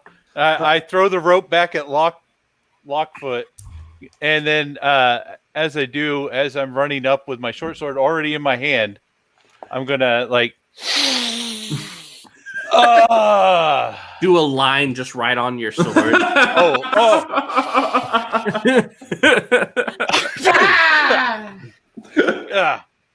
And then I get 2 attacks on him. Ooh. Slice him up, slice him up. So for this, I'm just going to let Kratar do the defense rolls, and we'll just do the normal test. Okay. Okay. Oh, that's a 5. All right, how about for the second attack? That's a 5. Urvar, get your cheese. All ready. right. Here we go. So a total of 5 damage. Okay, that puts me down to 0. All right, make a broken test. That's a 1. Ooh, you fall unconscious for... Wait. I also have an ability called Dodging Death, where I have a 50-50 chance where I survive, and then I just I come back with D4 HP. Nice. With an unlikely explanation of how I escaped the situation. All right, go ahead. So, 50-50 will do a D4. 1, 2, I survive. 3, 4, I don't. That's a 3. Never mind. So you're just unconscious for some amount of rounds, Doug. So yeah, I'm just unconscious for 2 rounds. Okay. All right. So what? So I feel like we're out of combat. Let me know if anyone. Unless Daru decides to act at this point upon seeing these events unfold. They're gonna do the same thing to you. I'm still mad at Urvorg. I'm still mad at Urvorg for trying to eat my dog. That's completely legit. Are you going to attack him, or are you? Yes, Daru. I haven't. No, I have an evil scroll I'm going to read because you tried to kill my dog. Oh. I have an unclean scroll I'm going to break out. The creature suffocates for D6 rounds. You're the creature, Urvarg. Oh man. 6 rounds. Oh, You lose D4 HP per round. That's what you get for drowning my dog. Oh You're trying to turn me into soup. All right, so Qatar is on the ground. He'll be fine. You won't be. Lockfoot comes running up, finally turning the corner, breathing heavily. And he I goes, just tossed the scroll over my shoulder, like, what? I have no idea. He's lying on the ground. Something's wrong. "Oh man, I never get to baby brain anyone."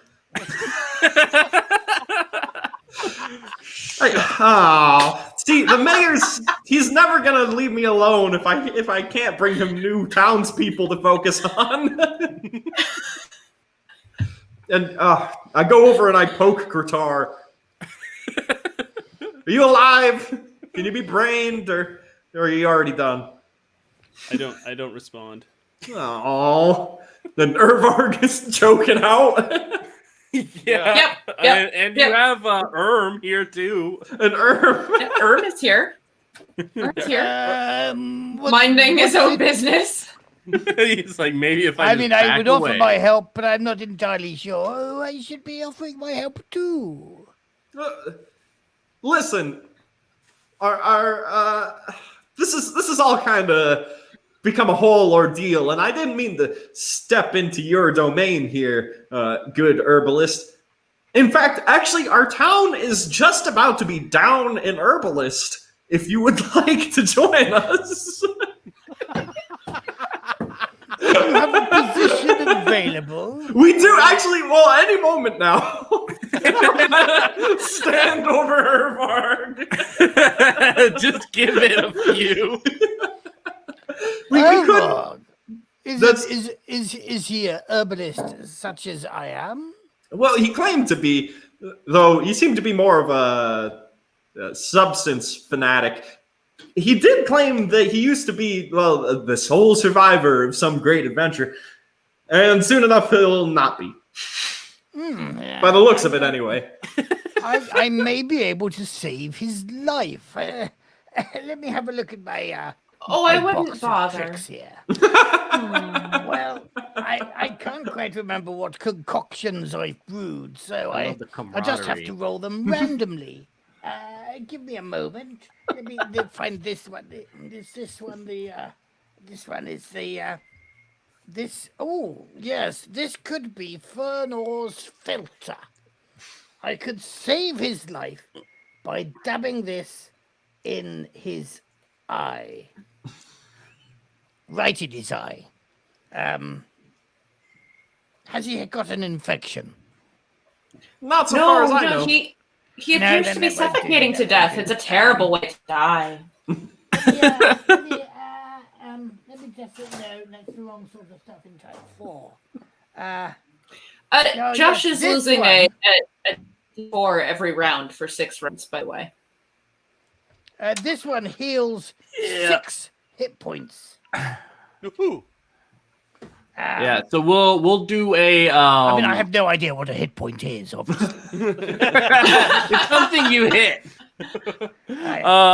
Urvarg, why don't you, because you will be broken, why don't you go ahead and roll a d4 and we'll see what can happen for you. 1. All right, yeah, you just roll out. You're unconscious. All right, I'm taking a nap.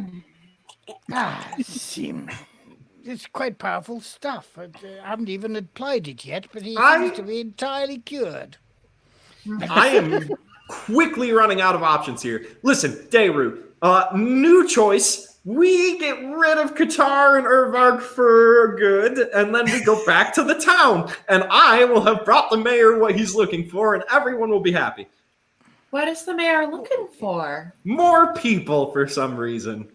Oh, but Kurtar didn't want to stay. Qatar, by the way, you'd probably be stirring at this point. Yeah, you better like, oh, what happened? I got hit with a sword.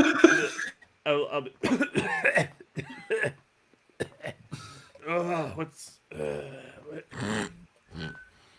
So, happened? bit of an ultimatum. Either we get rid of these two, or you get brained. Oh, I don't like the Now- sound of that. Yeah, I'm trying not to get brained myself. Let me just ask you. What's your name, young man? Lockfoot. Lockfoot. Yes, and you don't look very well dressed. But you are some distance from this town you fear and this mayor who is going to brain you. So why not just leave the town? Leave the town? Leave the town. I have I mean, I have never been to the town. I can see the town over there. I have never felt the need to go to the town. Yeah, you see like You a lovely apparently don't want to leave. woman just like waving from the Yeah, distance. there's a wife or something, as far as I can remember. Though A you wife. do. Ah, you have a wife there. She's a captive, is she?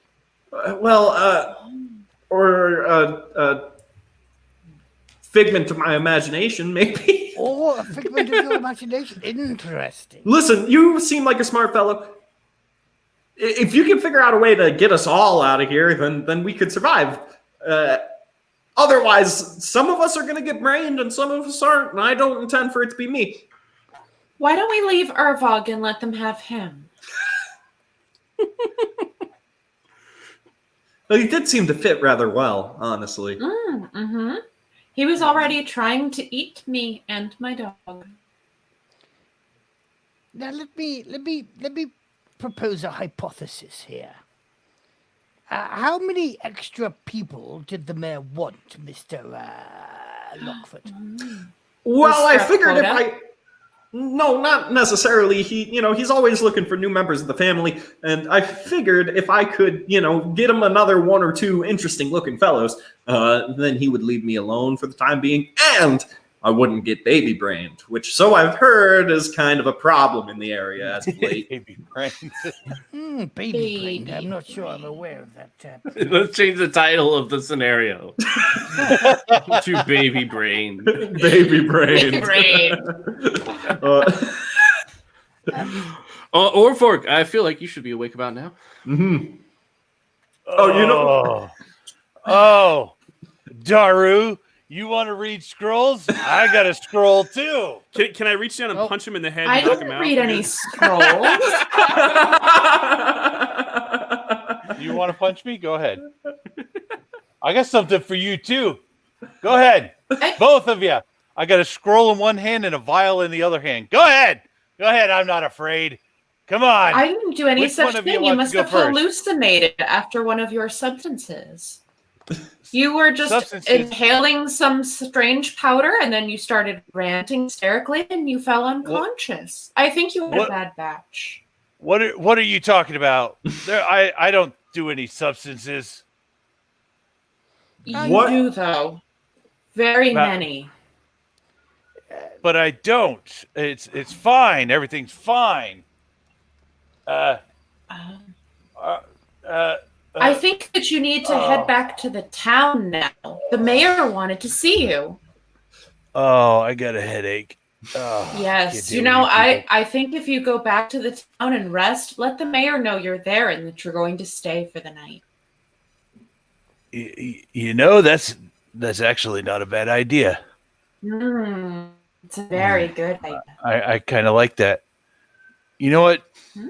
Here, you can have this, and I'll uncork the Oh. vial and hand it to her. Okay. So What this is it? when I hand it to you, it kind of like this vapor goes up into your face, and Like the way this is starting. Oh, is this Southern Fox stew? Oh yeah, that's what it is. Oh, yes. You I you need to recognize make a test. Oh no. Yes. Plus a D4 test, I'm guessing on toughness. D14. Yeah, probably. My job here as GM is done. Oh. I'm just gonna walk away. You guys let me know what happens at the end of this. when we're done murdering each other. So wait, what am I going? Your job is not done. Tell me what I'm rolling. So it says just pass the DR14 test. Yeah, probably Oh, toughness okay. makes sense. Okay. Okay. Yeah, toughness. I'm bad at that. I got a 9. Oh dear. Oh, okay. So for 3 hours, you suffer hallucinations, and I trot off laughing. Oh, boy. Zezubiel's vapor. I was thinking it was something frog stew, but they're very similar in their makeup and composition. Very interesting. I'll start trotting off to the village. What if, in theory, Matthew's prior character arrives as to give us some final combat for our scenario here? Wait, we're not even halfway done. We're No, still wait. going? Holy moly. Oh, jeez. Alrighty. Yeah, Oh my goodness. I need another character to get ready. Yeah, buckle up, man. For real. All right, so you guys are heading back to the town with Daru seeing all sorts of horrific things. You almost see like little people blossoming up like flowers from the ground and kind of waving at you. Your puppy continues to talk to you about the moral, kind of like this moral argument concerning killing random people and why it's justified. What? You were I'm such a taking cute little dog. extensive I don't notes. I've understand. never actually seen a subject actually ingest a whole file before. The people, they keep coming up out around. They're so pretty, and then they wilt. It's very I distressing. introduced myself to Ergvorg as well, who I fear was terribly poorly represented when you first arrived on the scene. You are obviously a man of letters, of learning, such as myself. Which university did you study at, Mr. Ergvorg? Oh, I studied at the Shadow King's mains. Oh, the Shadow King's knees. Yes, very good, very good. I can't remember quite where I studied at because I can't remember. I can't remember very much. Ah, yes. So you're an herbalist too. How long have you been out in the field? Out in the field. I've been in the field for quite a long time. Yes. Can you see the length of my beard? My beard's very long. You know the way one is at college, one takes all sorts of illicit substances, and then I woke up and my hair was white and my beard was long, and some sort of lifetime had happened. So I how don't did you even come? remember my name? How did people you hear come to about- be here? Well, my memory fails me at that point as well, but I study and I collect plants and I make potions and I sell the potions and I have enough to live on. More than enough. I have some small savings even. Oh, you're going to do quite well here. I tell you what, let's go to town. I'll buy you a pie. We'll sit down and eat, and we'll have a little chat. Oh, very well, very well. Let us eat a pie, and I'm sure I won't. I'll even buy. I'll pay for it. Excellent, excellent, and something for my dog as well. Oh, yes, absolutely. Excellent. He's small, but he's very vicious. Does he like face? Does he like face? Oh, very much. Excellent. All right, we'll probably get you some of that too. I presume that Qatar is not willingly making his way back into town. Oh no, I'm standing there and I'm watching them go back. Oh, then you're at short sword point from Lockfoot as he makes his way forward. He'll go, come on, you troublemaker! You gotta answer for your crimes. What's my crime? Disloyalty to the family's word. I didn't want to take a bath. That's my crime. Everyone has to follow the rules. Even me. Listen, we go through with the whole voting process. We'll make it right quick. And then you'll be part of the family, one way or another. Sorry about the baby brain threat. It's not something that happens that often. All right, so I'll reluctantly go back into town. Mm-hmm. Yay!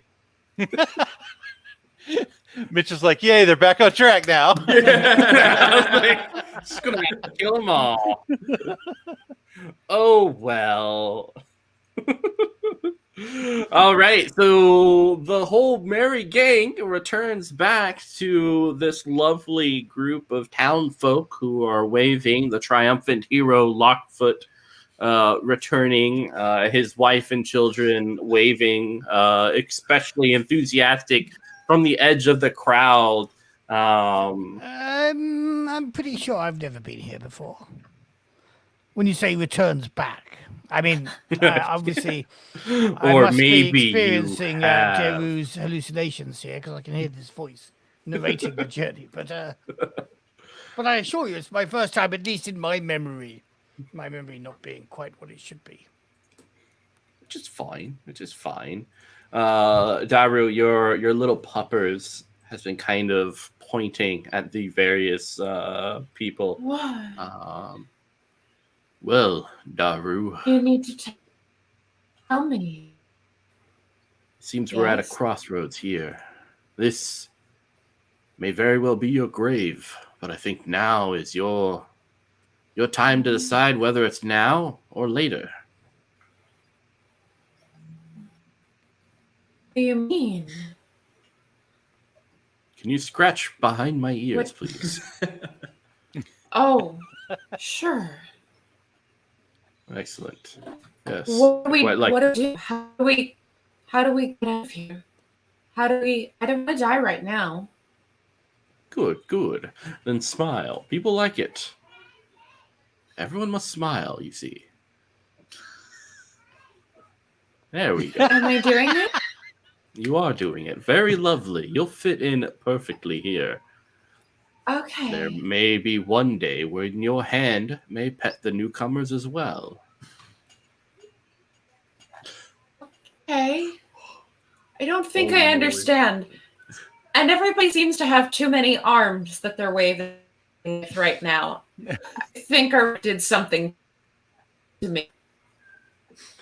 Yes, you see, what we often see as two arms is actually a multitude of arms, just in several veils. It's kind of like watching a clothed pig strung up and hung. Okay.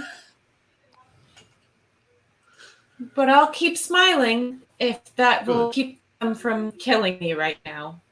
It will. You can't bury a smiling body. It's impossible. I didn't know that. I see Daru is gaining all sorts of new wisdom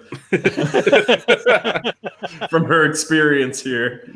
Lockfoot, however, will get caught up in the smiling and waving and prance about the crowd excitedly, exclaiming his heroship for the town. Yeah. I will introduce my new friend to the mayor and say, we're just invited him back into town. He's an herbalist, collecting things, and like me, wants to brew up some potions and, make a living.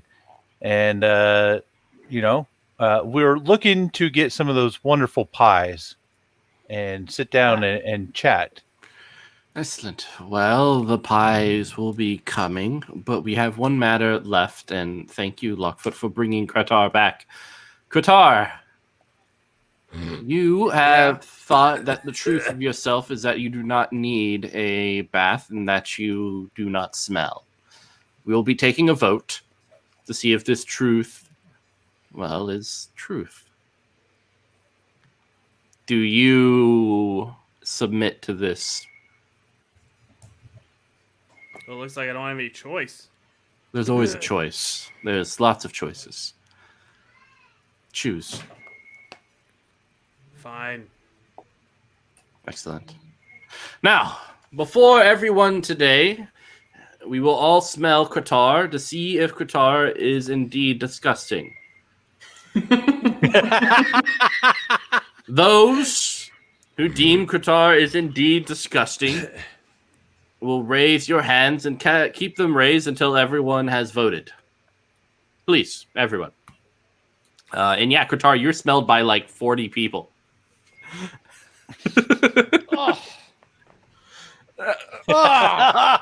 You can see the screen like start to fizzle and the haze. So right here and now, oh yeah, there is oh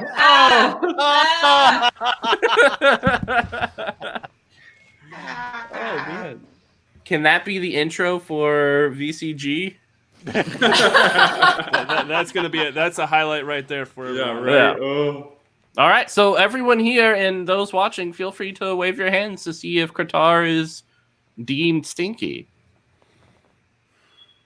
Put your hands down. This is the way it was always going to go on my part. Quite offensive. I somewhat misplaced my sense of smell some time ago, which makes being an herbalist a little bit difficult. But I'm not sure you want my vote anyway. I'm not really a citizen of this town. So Vote. I'll not abstain. No, that is not possible. Well, with all due apologies to you, Qatar, we've only just met. I don't really feel it's polite to comment on your body odor at a first meeting, but I feel I must raise my hand with the others. All right. Qatar, it is truth. You do in fact stink. With that truth presented before you, do you contradict it? I think I smell fine. Excellent. I See? see. I smell. I smell fine. All right. Qatar, give me a defense test.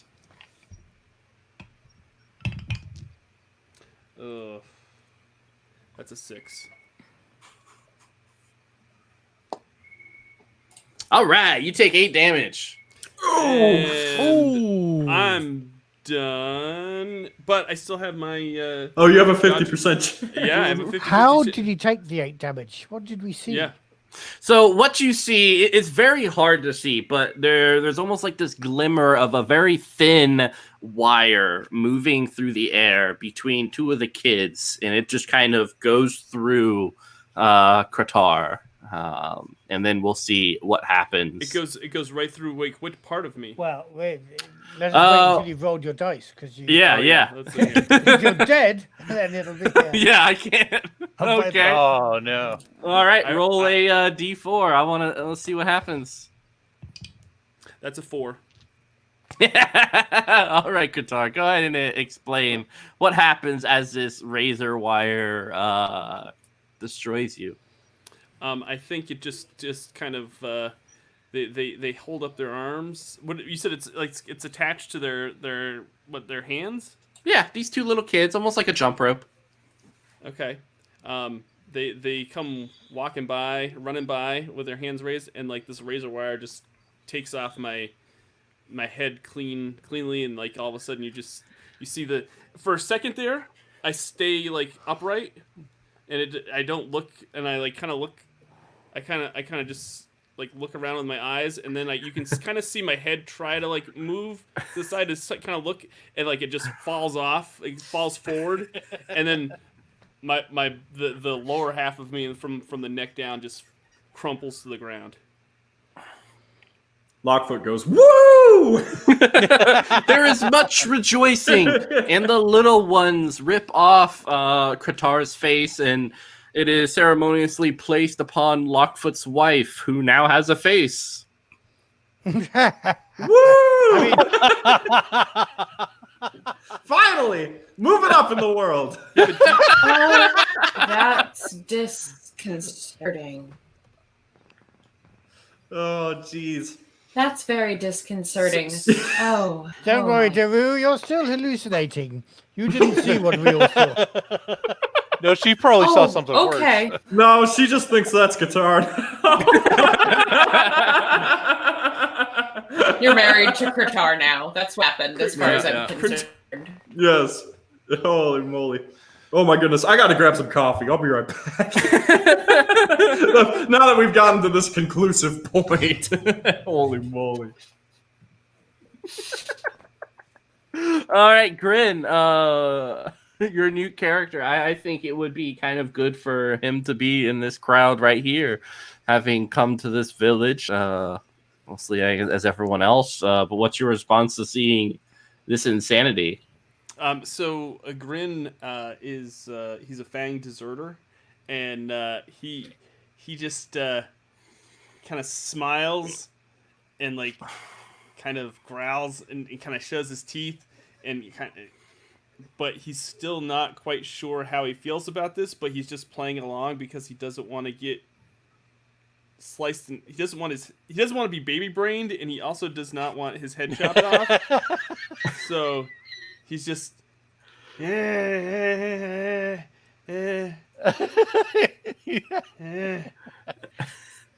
one that's how wants he to be got his baby name. brained. yeah. Yeah, I feel like I want that quote to come up in every game I'm in now. Right. Baby brain.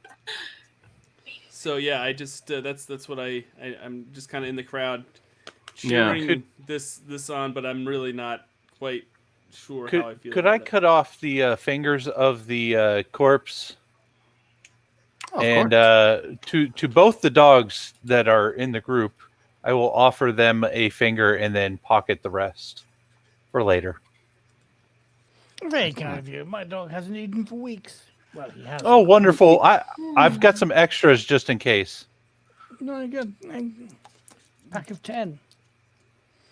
Don't worry, Daru. We'll fatten up that dog. Yeah, the dog looks towards you, Daru. I'm kind of on a diet right now, but I guess today can be my cheat day. Keep an eye out for him. I don't trust him. I have the ability to scry from afar. I have no doubt. With my abilities, I will watch them from afar. Don't trust him for a second. Don't ever be alone with him. I will do my best, Daru.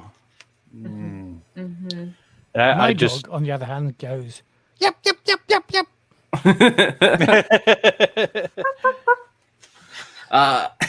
So yeah, we'll jump a couple of hours. For some reason, it never seems to get dark, even though you start to feel sleepy. You guys have been through a lot. The crowd has dissipated. You guys are back in the tavern, relaxing here, with this woman continuing to push around the meat and gravy. There are several candles lit up. It's a nice smell of lavender. tell me they got grog. Oh yeah, of course. So grog and pie. Mm-hmm. Okay, I did promise Erm that I would buy him pie. So here you go, buddy.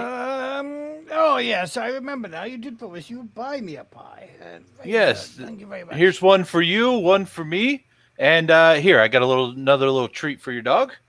Yep.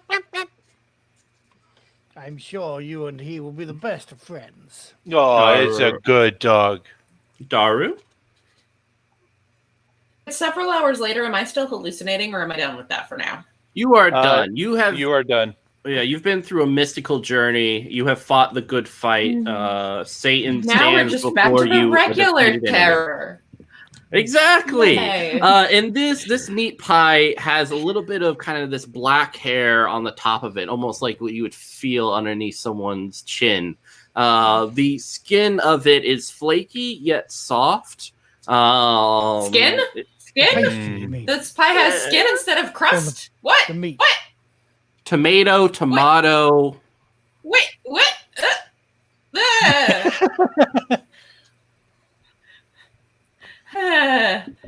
Okay, yes, flaky, delicious pie skin. Yeah. Hey, who cares as long as it tastes good? And I'm slightly hairy.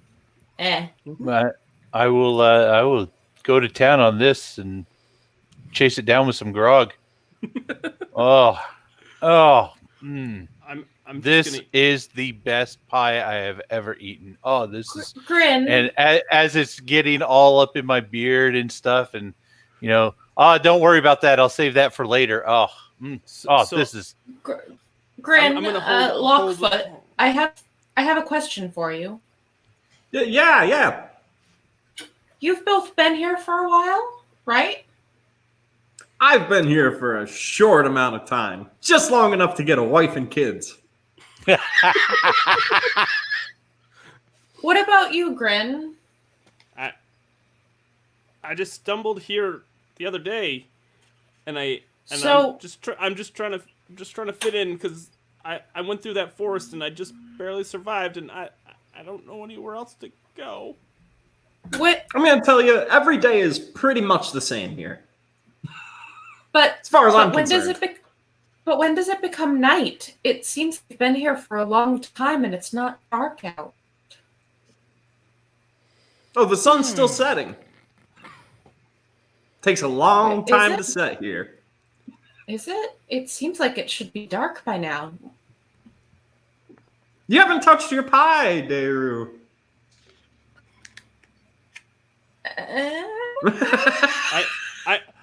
I just kind of hold the pie up to my face and I try to like nibble it as I'm watching everybody else. Like I'm not sure if I should, but I just want to fit in. I just. Oh, dig in, guys! Dig in. This is fantastic. I'll take another over here. Oh, excellent. I think Grin. I've had an elegant sufficiency. I'm intrigued by what Deru said about it never being nighttime. I will make some notes. Doesn't it seem like it should be after set? I'm so tired. I feel like I've been here for days already.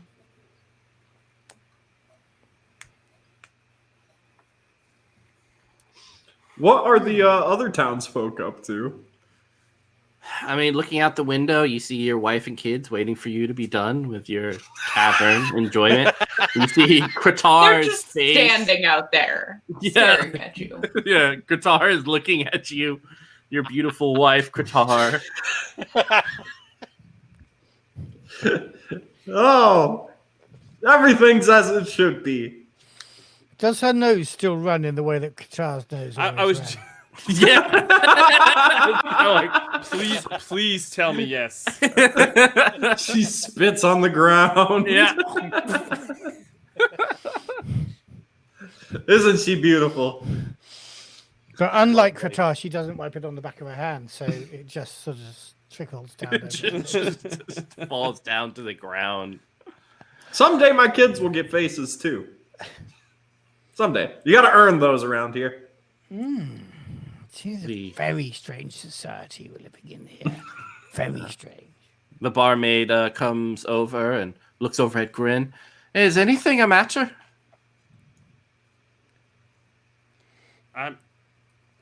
No, it's fine. I'm. Thank you for your hospitality. Oh, the first lick is always the best. Go on, stick your tongue out. Yeah, pull it out. There we go. All right, now move it across the crushed skin. Yes. Yes. There you go. There you go. Now, the best way is to use your tongue to have a little hole, right? Make the hole with your tongue. Go on, Grin. It's all right. Go on. Yep. Oh, there you go. There you go. There you go. There it is. All right. Now put your... Yep. Take a breather. Don't want to choke yourself out. All right. Now, put your lips on top of this hole. Yeah. Oh my god! Go on, Grin. Put your lips on the hole. And you just want to slurp it down. All right. Put your lips on the hole and slurp it down. That's how you eat the pie. Yeah. You see that Lockfoot has developed a I don't know what's distinct going on in this show anymore. eye twitch. I'm making you eat pie, Doug.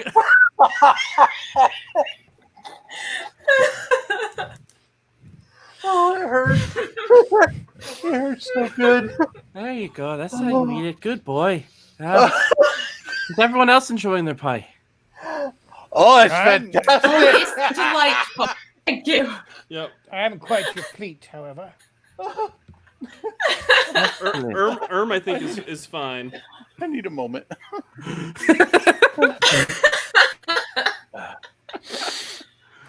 All Okay. right.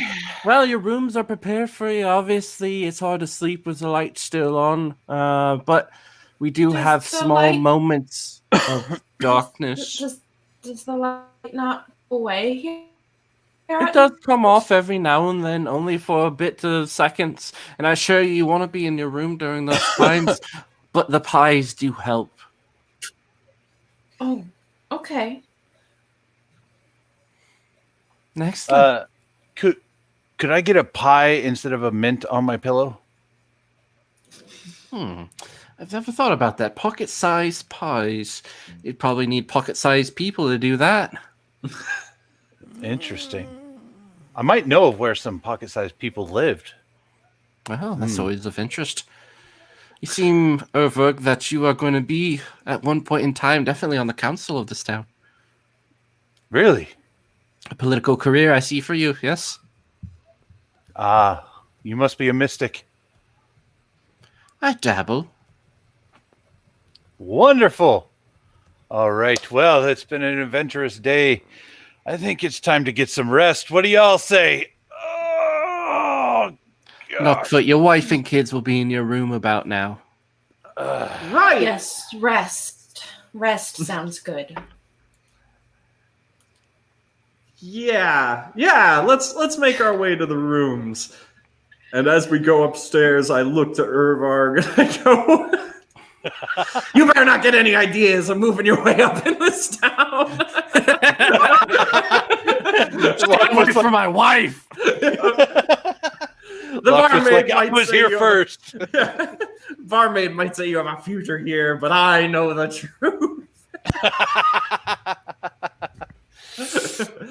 Well, if I get in, then maybe I have so little bowl to help you out there, Lockfoot. Yeah, we'll see about that. I say as I close the door. All right, I go to bed, stretch out. I go to bed as well. After I go to my room, I actually want to leave again. All right. I don't want to stay in there. I just want to get out of this building and away from other people as far as I can. I don't like to sleep near other people. So Lockfoot, you see him enter in, his wife Kratar waving from inside the room, as well as his two children, who immediately cuddle up with him. He's in for a wonderful night. Urgvorg comes into his room, and there are two faceless men awaiting him. For the rest of you, your rooms are empty. The sheets are clean, I expect. The bed is comfortable. Yeah. Yes. It's kind of like this well-tanned leather. Well, I shall, first of all, spend some time examining the plants that I collected today to see what tomorrow's potions might be. And then I shall settle into my bed. Excellent. And tomorrow's potions will be spider owl soup and red poison. Ooh, fun. And Daru. I would like to go back outside with my dog and find whatever buildings seem to be the farthest away from ones where people stay, like whether it's a stable or like a mill, just somewhere, or a grain silo, anything, somewhere where there are not other people sleeping nearby. Yeah, it's hard to tell because every building is alike except for the tavern, which really is much alike as the others, just 2 stories. But you do see that there is one little hut that is on the edge of the forest, just kind of right there. Small hut. Sounds good. Me and my dog are going to the small hut. Excellent. You approach it. The lights are off, but it's still, of course, daylight. Right. Is the door locked if I pull on it? Is it open? Of course not. Okay. So if I pull open the door, what is inside? Looking on the other side, you notice that there is the mayor, tall and lengthy, but he's sitting on a chair, totally slumped over it like this. There is a meat pie before him, kind of cut into a smiley face, as well as a drink. It still looks hot, the drink, that is. The fireplace is going, but there doesn't seem to be heat coming from it. I'm going to close that door and step back. I'm going to find a tree that I can get into to sleep. Away from this little hut. Wait, I'm on the edge of a forest. How are there no trees? Yeah. So there's no trees in the meadow that is safe and beautiful. You can, of course, step into the forest. Oh. If you would like to go into the trees. I think that my dog and I will just go to the center of the meadow and just curl up together on the ground. And try to sleep there. Excellent. Curled up alone outside. But I have my dog with me. I'm not alone. This is true. Your dog smiles and licks your face. I know. It'll be all right. We have each other. Excellent. Next time everyone wakes up, it is night. It is dark. Yeah, now I was hoping to see the dusk, but I have missed it, have I? No, if you're staying up, you notice that it just happens. There's no transfer. There's no kind of calm. It just happens. It is suddenly dark and there are no stars outside. You blink and there is no light. Are my 2 fellow gentlemen still in the room? Yes, they seem to just be watching you without face. Okay. Good morning, boys. How's it going? Excellent, excellent. Yes, that's what I expected you to say. And then I will get up, stretch, do my herbal thing, and then I'm going downstairs to find a bit of breakfast. Yeah. You go downstairs and you see the owner of this fine establishment slumped over this pot. Part of her face looks to be burning with this hot gravy. Her face is burning with gravy. Mm-hmm. I like gravy. I'll take my finger and rub it on her face to get some of that gravy and lick it. Yeah, tastes delicious. Is it very salty? Mm-hmm. Kind of like that packed meat. Oh yeah. Oh yeah. Oh. And then I had those bits from last night in my beard. So what I'll do is I'll take a piece of that out, and then I'll wipe it on her face, getting a lot of that gravy, just soaking it right up in the bit. Yeah. As you do, you see part of her skin just kind of slop off into this little tub of gravy. Part of her jaw you can see underneath the bone. Ooh, tasty! Oh my god! Ooh, yeah. Meat off the bones, as they say. Exactly. I will ask if she wants some assistance in stirring. She's not moving. She's just slumped against this pot. Oh, then I will stir it, and I will adjust the heat fairly, just because I don't want it to burn, just to a simmer. Yeah, excellent. How about Grin, Lockfoot, and as you guys come down? Who knows? Well, I'm hearing Ervorg making noise and greeting people, so I'm coming down to breakfast, but I'm somewhat puzzled by the sight here. And also by Ervol's distinct lack of curiosity, except obviously he's of an Epicurean bent, but this is just plain weird. Seems we're the only people that actually sleep. This is better than Southern Frog Stew, let me tell you. Would you like some breakfast, Erm?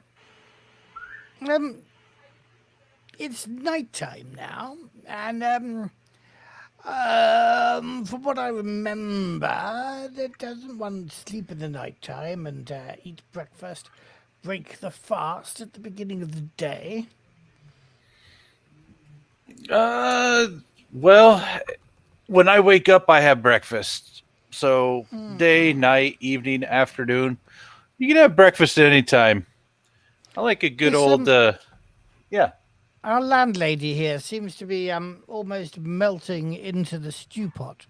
Oh, don't worry about that. She explained everything when we got here that you can't have a good stew unless you put some of yourself into it. And she's just, adding that love and that flavor. Here, come on, you got to try this. You and I, we're gentlemen of science. We distill Yes.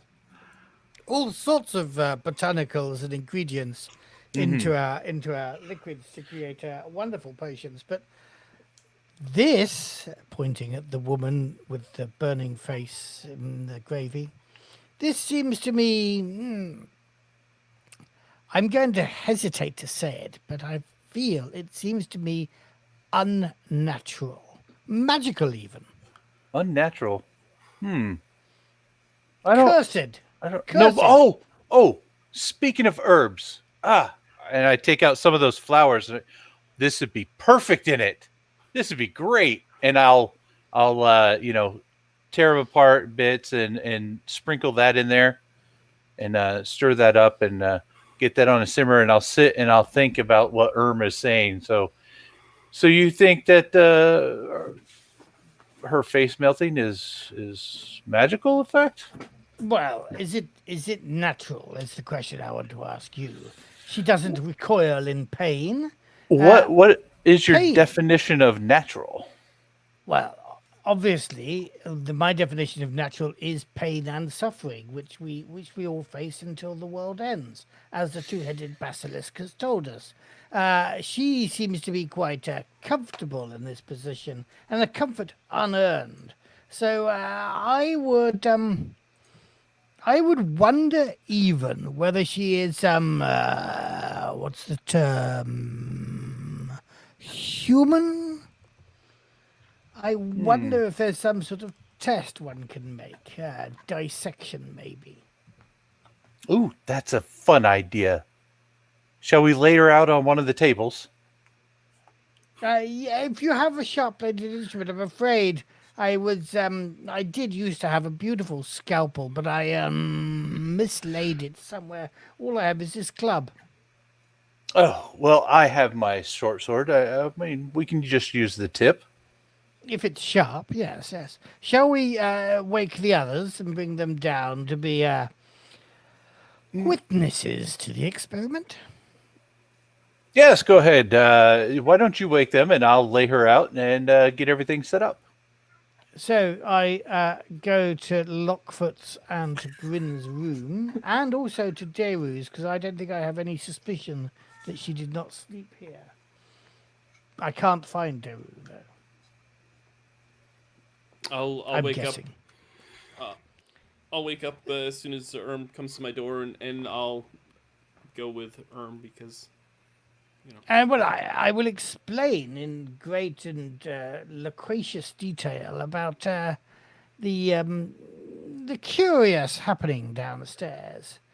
Feels to me not natural, and in fact, when I explain to Lockfoot the situation, I would wonder whether he's seen such a thing before.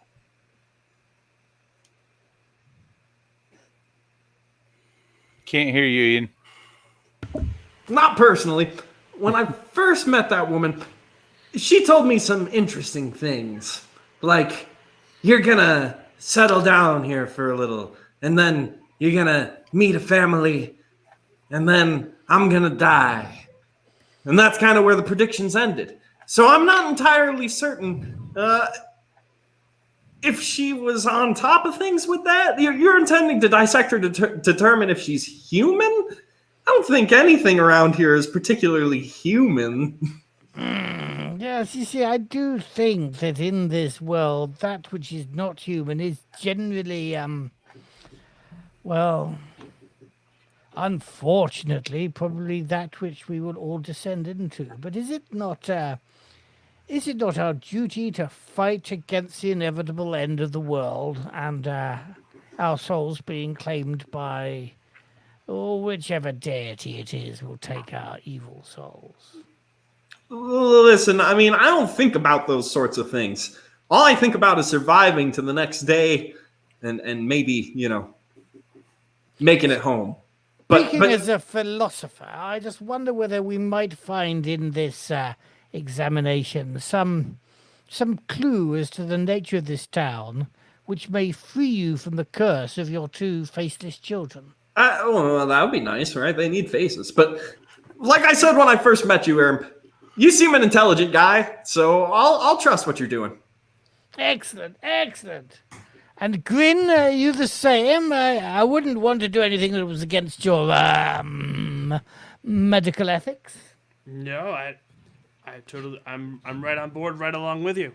Excellent. Then, Ervog, you can make the cut. Okay, I'll begin to perform an autopsy and open this woman up. Excellent. You slice into it. There's no blood that leaks out of it. Instead, it's almost like popping a balloon as air escapes from it, and the rest of her body just kind of peels down into this like skin and hair is all that's left. Fascinating. Well, it appears, your observations are quite correct. Yes, you're closer than I am. Do you suppose the gas that held this body's form is it intestinal? Bend lower, take a whiff of it, and see if you can work out its composition, as it were. Okay, I will definitely get in as close as I can and just. Excellent. Go ahead and roll toughness. Okay. That's a 2. Oh, awesome. You take 3 damage. And it's almost like sniffing acid as you feel something crawling into you and messing around. It's still in there, but it hasn't really gained a hold as of yet. Okay.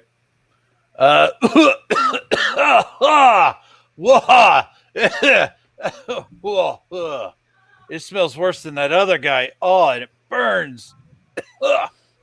So, not human, I would suggest. When you say burn, would you say acrid or of a high temperature? Definitely acrid. Acrid, very well. Acrid. Like science. This is your process? Yes. Science, my man. I'm sure somebody of your low education wouldn't quite understand.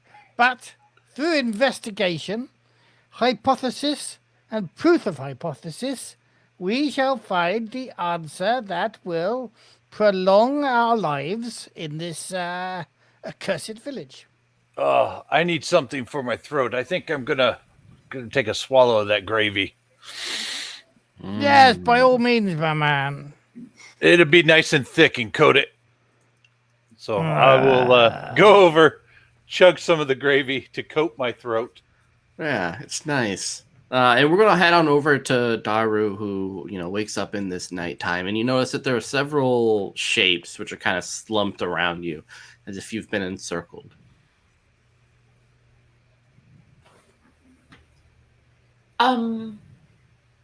Hello? There's no answer. Hello, strange shapes. Oh, what do they just? Can I not make them out in the dark? Am I making out any features if I start trying to look at them? As you look at them, they're definitely townspeople. Just kind of standing, but kind of slumped over a little bit. They're not moving though. But they got here at some point. I'm gonna pick up my dog and step, and then I'm just gonna kind of try to sidle between two of them. Mm-hmm. Do they react when I try to scoot past them? They don't. Just Okay. little sentinels. And I'm gonna just walk away from them. Just gonna back away slowly, keeping my eyes on them until I'm like on the other side of the meadow. I don't want to be out open, just not next to them anymore. And then I'm gonna like hunch back down and wrap up my cloak, my little dog,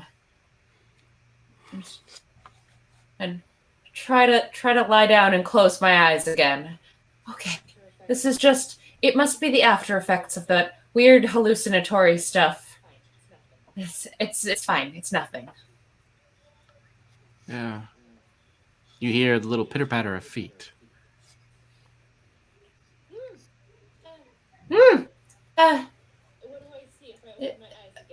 What do I see if I open my eyes again? A little bit closer this time by these slumped over figures.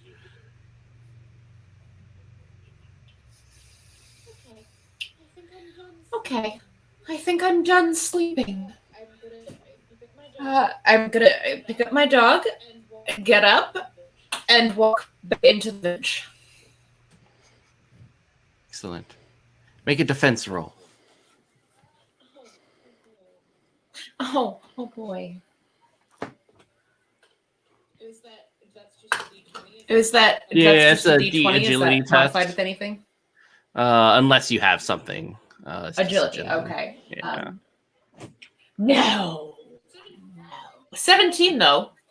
Ooh, yeah, you're fine. You notice that some of them every now and then will react in a manner that's almost like watching a little puppet on strings race across the meadow, running up to you, but you you get out of there. The only light in the town looks to be coming from the tavern. I will go there post haste.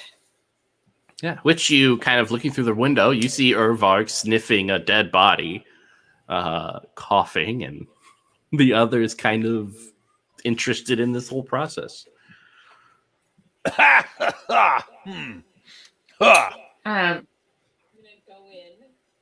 gonna go in. Like, so is everyone just done sleeping? Is the night over now? I'm confused about time right now. I think we're all confused, my dear. The night seemed to switch on as though someone had cast a blanket over the cage that holds the world. It was not a natural dusk.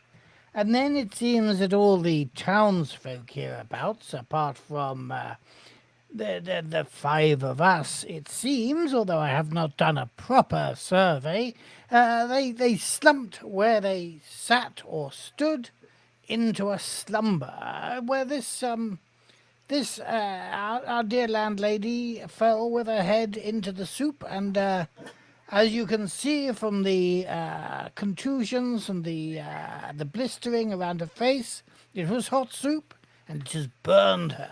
So I suggested that Urvarg make a dissection, an examination of it well, and it seems that there is nothing inside her apart from a somewhat noxious gas. That's about as far as we have got with our investigations. Some of the villagers are still moving. They had encircled me out in the field, and I left, and then they followed me. Maybe that's just the sleeping field. No, that's unlikely. But I'll tell you one thing. It's pretty incredible the amount that you can learn from one dead bar woman. You can see Lockwood leaning into the process now. Huh? Have you actually learned anything from the unfortunate landlady? I've learned... Yeah. Don't sniff her. I've learned what a contusion is.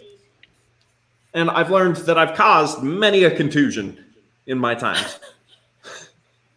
Just keeps spouting out stuff that might or might not be useful. It seems like it takes him some time to confirm his hypotheses. Oh. Grin, how are you holding up? I'm just trying to figure out what y'all are doing.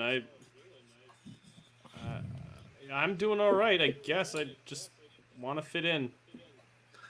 You know, honestly, I have a feeling that the whole they just slump down at nighttime thing may be a little more opportune than anything that we might learn from dissecting this woman. Like, you know, not to make any particular suggestions about where my intentions lie, but maybe if we wait until the evening and find the mayor, we can escape this place. There are two considerations to bear in mind. One, obviously, is a moral and ethical consideration that I don't think we have particular time to unpack at this point. The other one is night isn't something we have to wait for. It is night time now. If we go to the mayoral mansion or house, I do not know which it is, we may find the mayor slumped there already. Right. In a very vulnerable position. Yes, indeed. I must say that Madam Landlady here did not attempt to defend herself in any way from the, shall we say, the processes of our scientific discovery. That's kind of convenient. The only issue is we don't know where the mayor is. You've been in town the longest and you don't know where the mayor lives? He lives. No, I know where the mayor is. I found him when I was trying to go to sleep. Right. You found him? He's in a little shack. Yes, he's in a little shack on the edge of the meadow. I can lead you there. And then there's just a bunch of... You said there were town folk in the meadow? They were just sort of standing around me. I don't know if they'll still be there or if they will have skied off. Well, now's the time to strike, because honestly, my wife's face is starting to slough off, and I'm not into it anymore. He was into it when it was Qatar, but now it's Qatar weird. That does sound disconcerting. Let's go and cut open the mayor and see what happens. Yes, you must be careful, Vog, though, to ensure that you breathe in a good lungful of that air to compare it with your experience this time. Yes, you're probably right. You're probably absolutely right. Daru, are you hungry? I'm fine right now. Thank you. I had lots of pie earlier. Oh, gosh, the pie. I'm going to miss that pie. I'm just looking at my notes here, and something about your observations, young lady Daru. You said that the mayor was slumped in a shack by the edge of the forest. Yes. But a mayor surely would have one of the best houses in the village. Are you sure your observations were correct? No. I was hallucinating rather significantly earlier. But I do feel it bears investigation. Investigation? Investigation. Investigation is what we are all best at. Except for Grin over there. I don't know what he's best at. Grinning.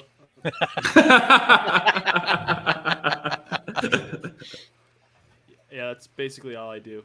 I just grin. I have lots of teeth. Grin and bear it. That's right. Well, lead the way, Daru. We shall follow you, for you know where from you came, and none of us can go ahead of you. All right, I will. So I lead the way back out into the meadow and toward the little shack where last I saw it. And it is still dark as we look up It into is. the sky on the outside. And the village is empty as you approach this little hut. Okay. So is there anyone out in the meadow still, or did they all leave? They're all gone. Okay. Yep. Okay. So when we reached the little hut, he was just in here, just sitting, and I'm gonna open the door again. We all peer inside. And You see the mayor, but he's moving a little bit. His mouth is placed upon the face of something with this slurping sound. The humanoid figure starts to go slack. Its insides kind of just gone. This empty slack of skin that falls to the ground, and the mayor turns to you, a little bit of this milky substance dribbling from his lips. Take a seat. Is there enough room to? But I don't think this was quite the situation that you described. Is there enough room to sit it next has to the mayor, or changed a little. There's one chair across from him. okay? I'll sit down. I love your little town, Mayor. Thank you. We love you, Ogvog. It is phenomenal. Your pies are delicious. We did have some concerns and questions. If you wouldn't mind answering them for us. There's really no answer. Not here in the dark. In the light, there might be answers, but in this moment, if you truly want to be a part of this city, I think it's time for us to move forward. You as well, Lockfoot. Place your lips upon mine. Go ahead, Lockfoot. You go first. I'll tentatively begin approaching. I will cross my legs, sit back, and all right, let's watch the show. His long fingers move towards your face, Lockfoot. I'll permit him so far as that goes, and then as he moves in, I will reach for my short sword and lunge it upwards as best I can. All right, the opening gambit. Go ahead, Lockfoot, and make that melee attack. Okay. Nat 20. Not lock. Oh, That's crazy. Nah, crit, double damage. All right. With a short sword being a D4, so let's see. So it's going to be 6 damage. Woo! Nice. Yeah. Yeah, your sword goes right through his face, and there's like this wheezing as his this milky substance just starts oozing from this wound. His face kind of extends as long as the blade itself with this long gasping howl.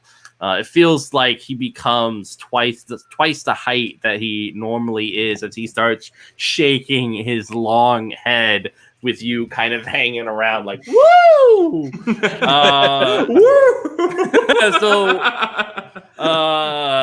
Let's see. Matthew, why don't you roll the D6 to see which one of you guys goes first, or if it's he goes first or you guys.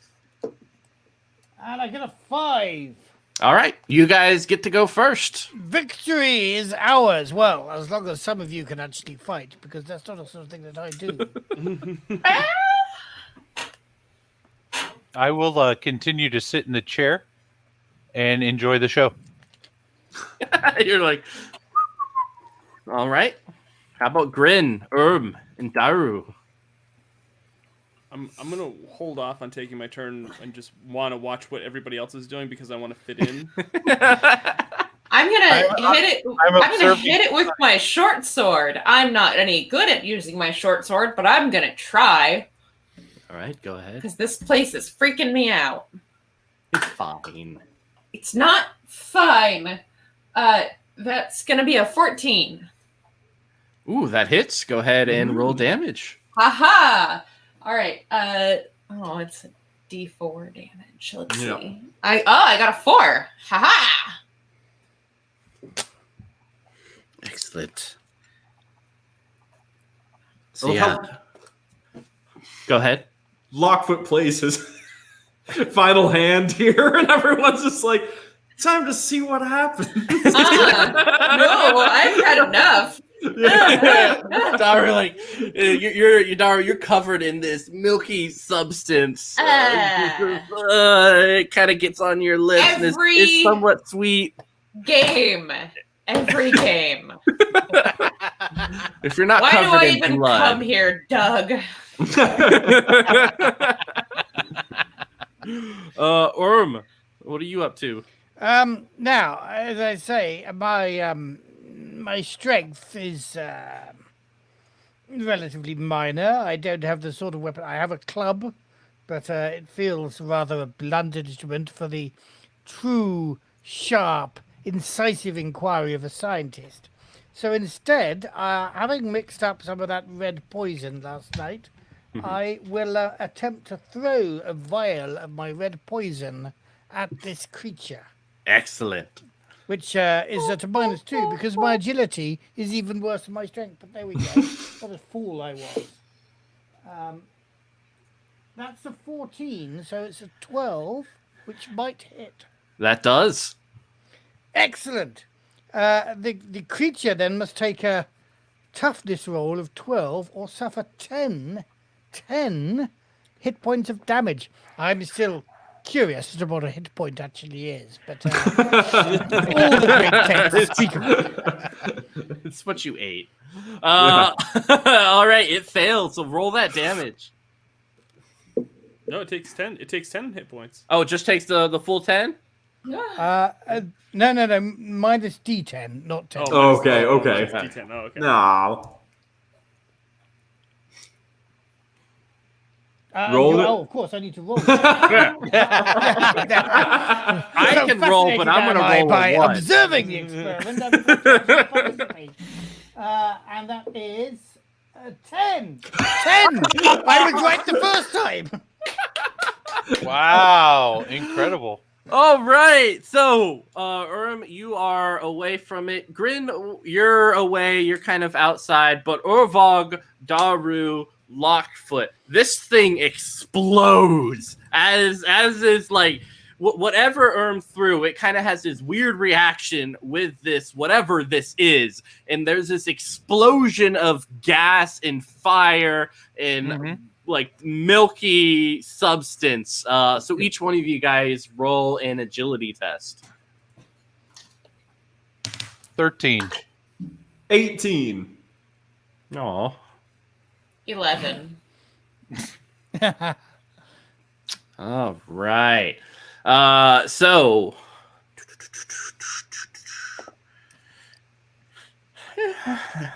okay, so Daru, you take 6 damage. Every Urvog and Lockfoot, you only take 3. No. That's As this all. That's all of the damage. And All then right. some. Roll a d4, Daru. Let's see what happens to you. I rolled a 4. How do you die? I get splattered into a fine mist. However, my little dog just gets flung free from the lives. Yeah, you see the little dog go flying through the air, and what's left of Daru is this nice fine red mist, which some of it gets in your mouth. I too, Lockfoot had a max of 2 HP, so he too is going down. So I rolled my broken D4, and that's gonna be a what is that? A 1. What's a 1? All mean? right. you fall unconscious.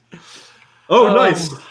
So you fly through the air, smacking your head as you burst through the glass and just land in the meadow. And apparently all awaken around later. And with that, Lockfoot picks himself up and goes, "That's for my wife." How about Irvog? Are you okay? I have 1 hit point left. Excellent. So I'm still sitting in the chair like, wow, that was fun. Yeah, just Evog, blood Evog, everywhere. While the gas is still there, breathe it in, shall we? No. Quickly, inhale for science. I mean, it hurt enough as it was, so I'm sure I've got a whiff of it, and that's probably what did the damage, is just inhaling it. And I was like, oh, don't worry, I tasted it. The same acrid sense as before? Worse. It's a bit stronger this time. Ah.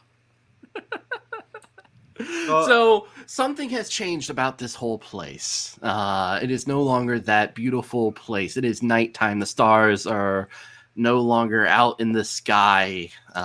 This whole place is decrepit, broken down, with bodies of skeletons kind of held up on spikes. Up in the air, Lockfoot, since you are outside, you notice this giant spider-like creature, except instead of the normal black limbs of a spider, it's really like these long human hands with even longer fingers. And this, I can't tell you how big this is, but it's bigger than the meadow, and with these long little tendrils at the end of it, each has like these weird faces on it, gazing down at you with an intense curiosity. Oh no! Oh no! And I back into the into the hut. I go, you guys, you scientists, you people who are still alive, you got to see this. See, I'm just outside the hut, aren't I? In the doorway or something. Mm-hmm. Yeah, so kind of looking up and like, what the? Fascinating. I'm backing into the shed. Yeah, so pretty much with the insanity of what's above you, every person gets one last line before we close the curtains on this shenanigan land. So, Doug, why don't you go ahead with Grin? I'm just gonna say, all I wanted to do was just fit in.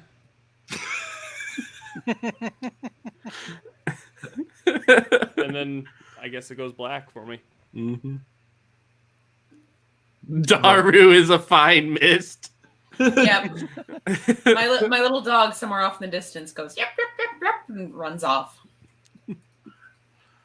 Urvog. Anyone hungry? God, I'm famished. Lockfoot. Well, it's been a long time coming, but I pull out my short sword and charge out the hut and give a final. This is for my wife. I was gonna ask if one of the faces looked like Kratar. Yes. It does indeed. I think my last line will be and that's it. With Lockfoot chasing off into the distance, trying to find how to attack this huge entity, whatever it is. And yeah, that was Mörk Borg. This is Not Us, as presented by me. Nice. Fantastic. Well done. Thank you so much. I have so many questions. I don't. Do you really want to know the answers? I though? don't think I know. No. Yeah. No. I'm just sad I can't pet Ian anymore. I know, right? See, You gotta pet coincidentally, Josh now. I moved away from that position the moment I fulfilled my promise to the mayor. I really stopped being his pet, and then I slide it over legitimately. Oh, that was funny. One more reminder that if you would like to pick up a copy of Mörk Borg, this is a really great book. It won multiple Ennies. All at the Gen Ennies? Con. All of them? It definitely it definitely is just a really, really great book, and it's just as you can tell, it's very rules light, but it definitely, if you like that OSR death punk feel, this is definitely the book for you, because I'll tell you, I wish I could just sit here and just scroll through the pages, but I really want people to pick this up, because as you look through it, it's just amazing as you're looking through it. It's unlike anything I've ever seen, and it's just there was a lot of love and care that was put into that book, and it definitely shines through. Also, just mention that if you'd like to pick up a copy, go to freeleaguepublishing.com, use the discount code UKGE, and you get 10% off of your purchases, and that applies to everything in the cart. So feel free to use that for your entire purchase this weekend. I want to thank all of the players and the cast for this session. Thank you so much, Mitchell, for running this. It definitely raises a lot more questions for me about you, but we'll address those at a later date. I think. Let's just go around one time, and actually we'll start with Mitchell and go around, and if you all have something you would like us to plug, or something you'd like to plug, feel free to do it now. And Mitchell, I'll let you go right now. Yeah, so that was presented by my mind. That's what I think about on a daily basis. These wonderful things. But yeah, my name is Mitchell. You can find me on the social medias at Penny for a Tale, on the Twitters and the Facebooks and all that other amazing stuff. I am the creative director over at Penny for a Tale, who handles marketing as well as the creative direction for many such TTRPGs, Helm, Gas, Blackfoot Games, Imagining Games. We have an amazing Imagining Games game coming out called Rest in Peace, which will be on Kickstarter at the end of next month, which, if you always imagine what it would be like to have death as your roommate, then this is a game for you. Shenanigans, dark humor, and just, annoying roommate that is death. So make sure to check that out. Very good. Ian, where can folks find you and all that you do? Our stuff, you can check us out at freakopolis.com. Freak and then Opolis, like Metropolis, and that's where you can get a bunch of your cool geeky goods, from RPG stuff to board games to trade paperbacks and more. And definitely super happy to be here and playing this game with you, Doug and Mitchell. That was a super fun session. You have an excellent mind for this game, no doubt, and such a surreal, crazy scenario we got dropped into. Yeah, definitely. A lot of fun.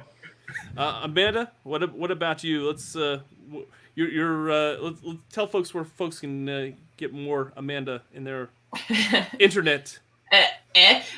You can check out my webcomic, Age of Night, at ageofnight.com. It's AGEOFNIGHT. You can also find me on Twitter at Age of Night, and I also have a YouTube channel here where I do artwork stuff too. So you can just find me under Amanda Call. So. Excellent. And you occasionally come up on VCG. I do pop up on VCG with some regularity. Absolutely. Josh, how about you? Well, you can always see me here on VCG playing amazing RPG actual plays. But you can also check me out on Halloweenville, which is a YouTube channel, and Facebook. Excellent. All right, Matthew, thank you so much. I can't thank you enough for giving your time tonight, because I know you're 6 hours ahead of most of us here on the East Coast of the U.S. So thank you so much for being part of this.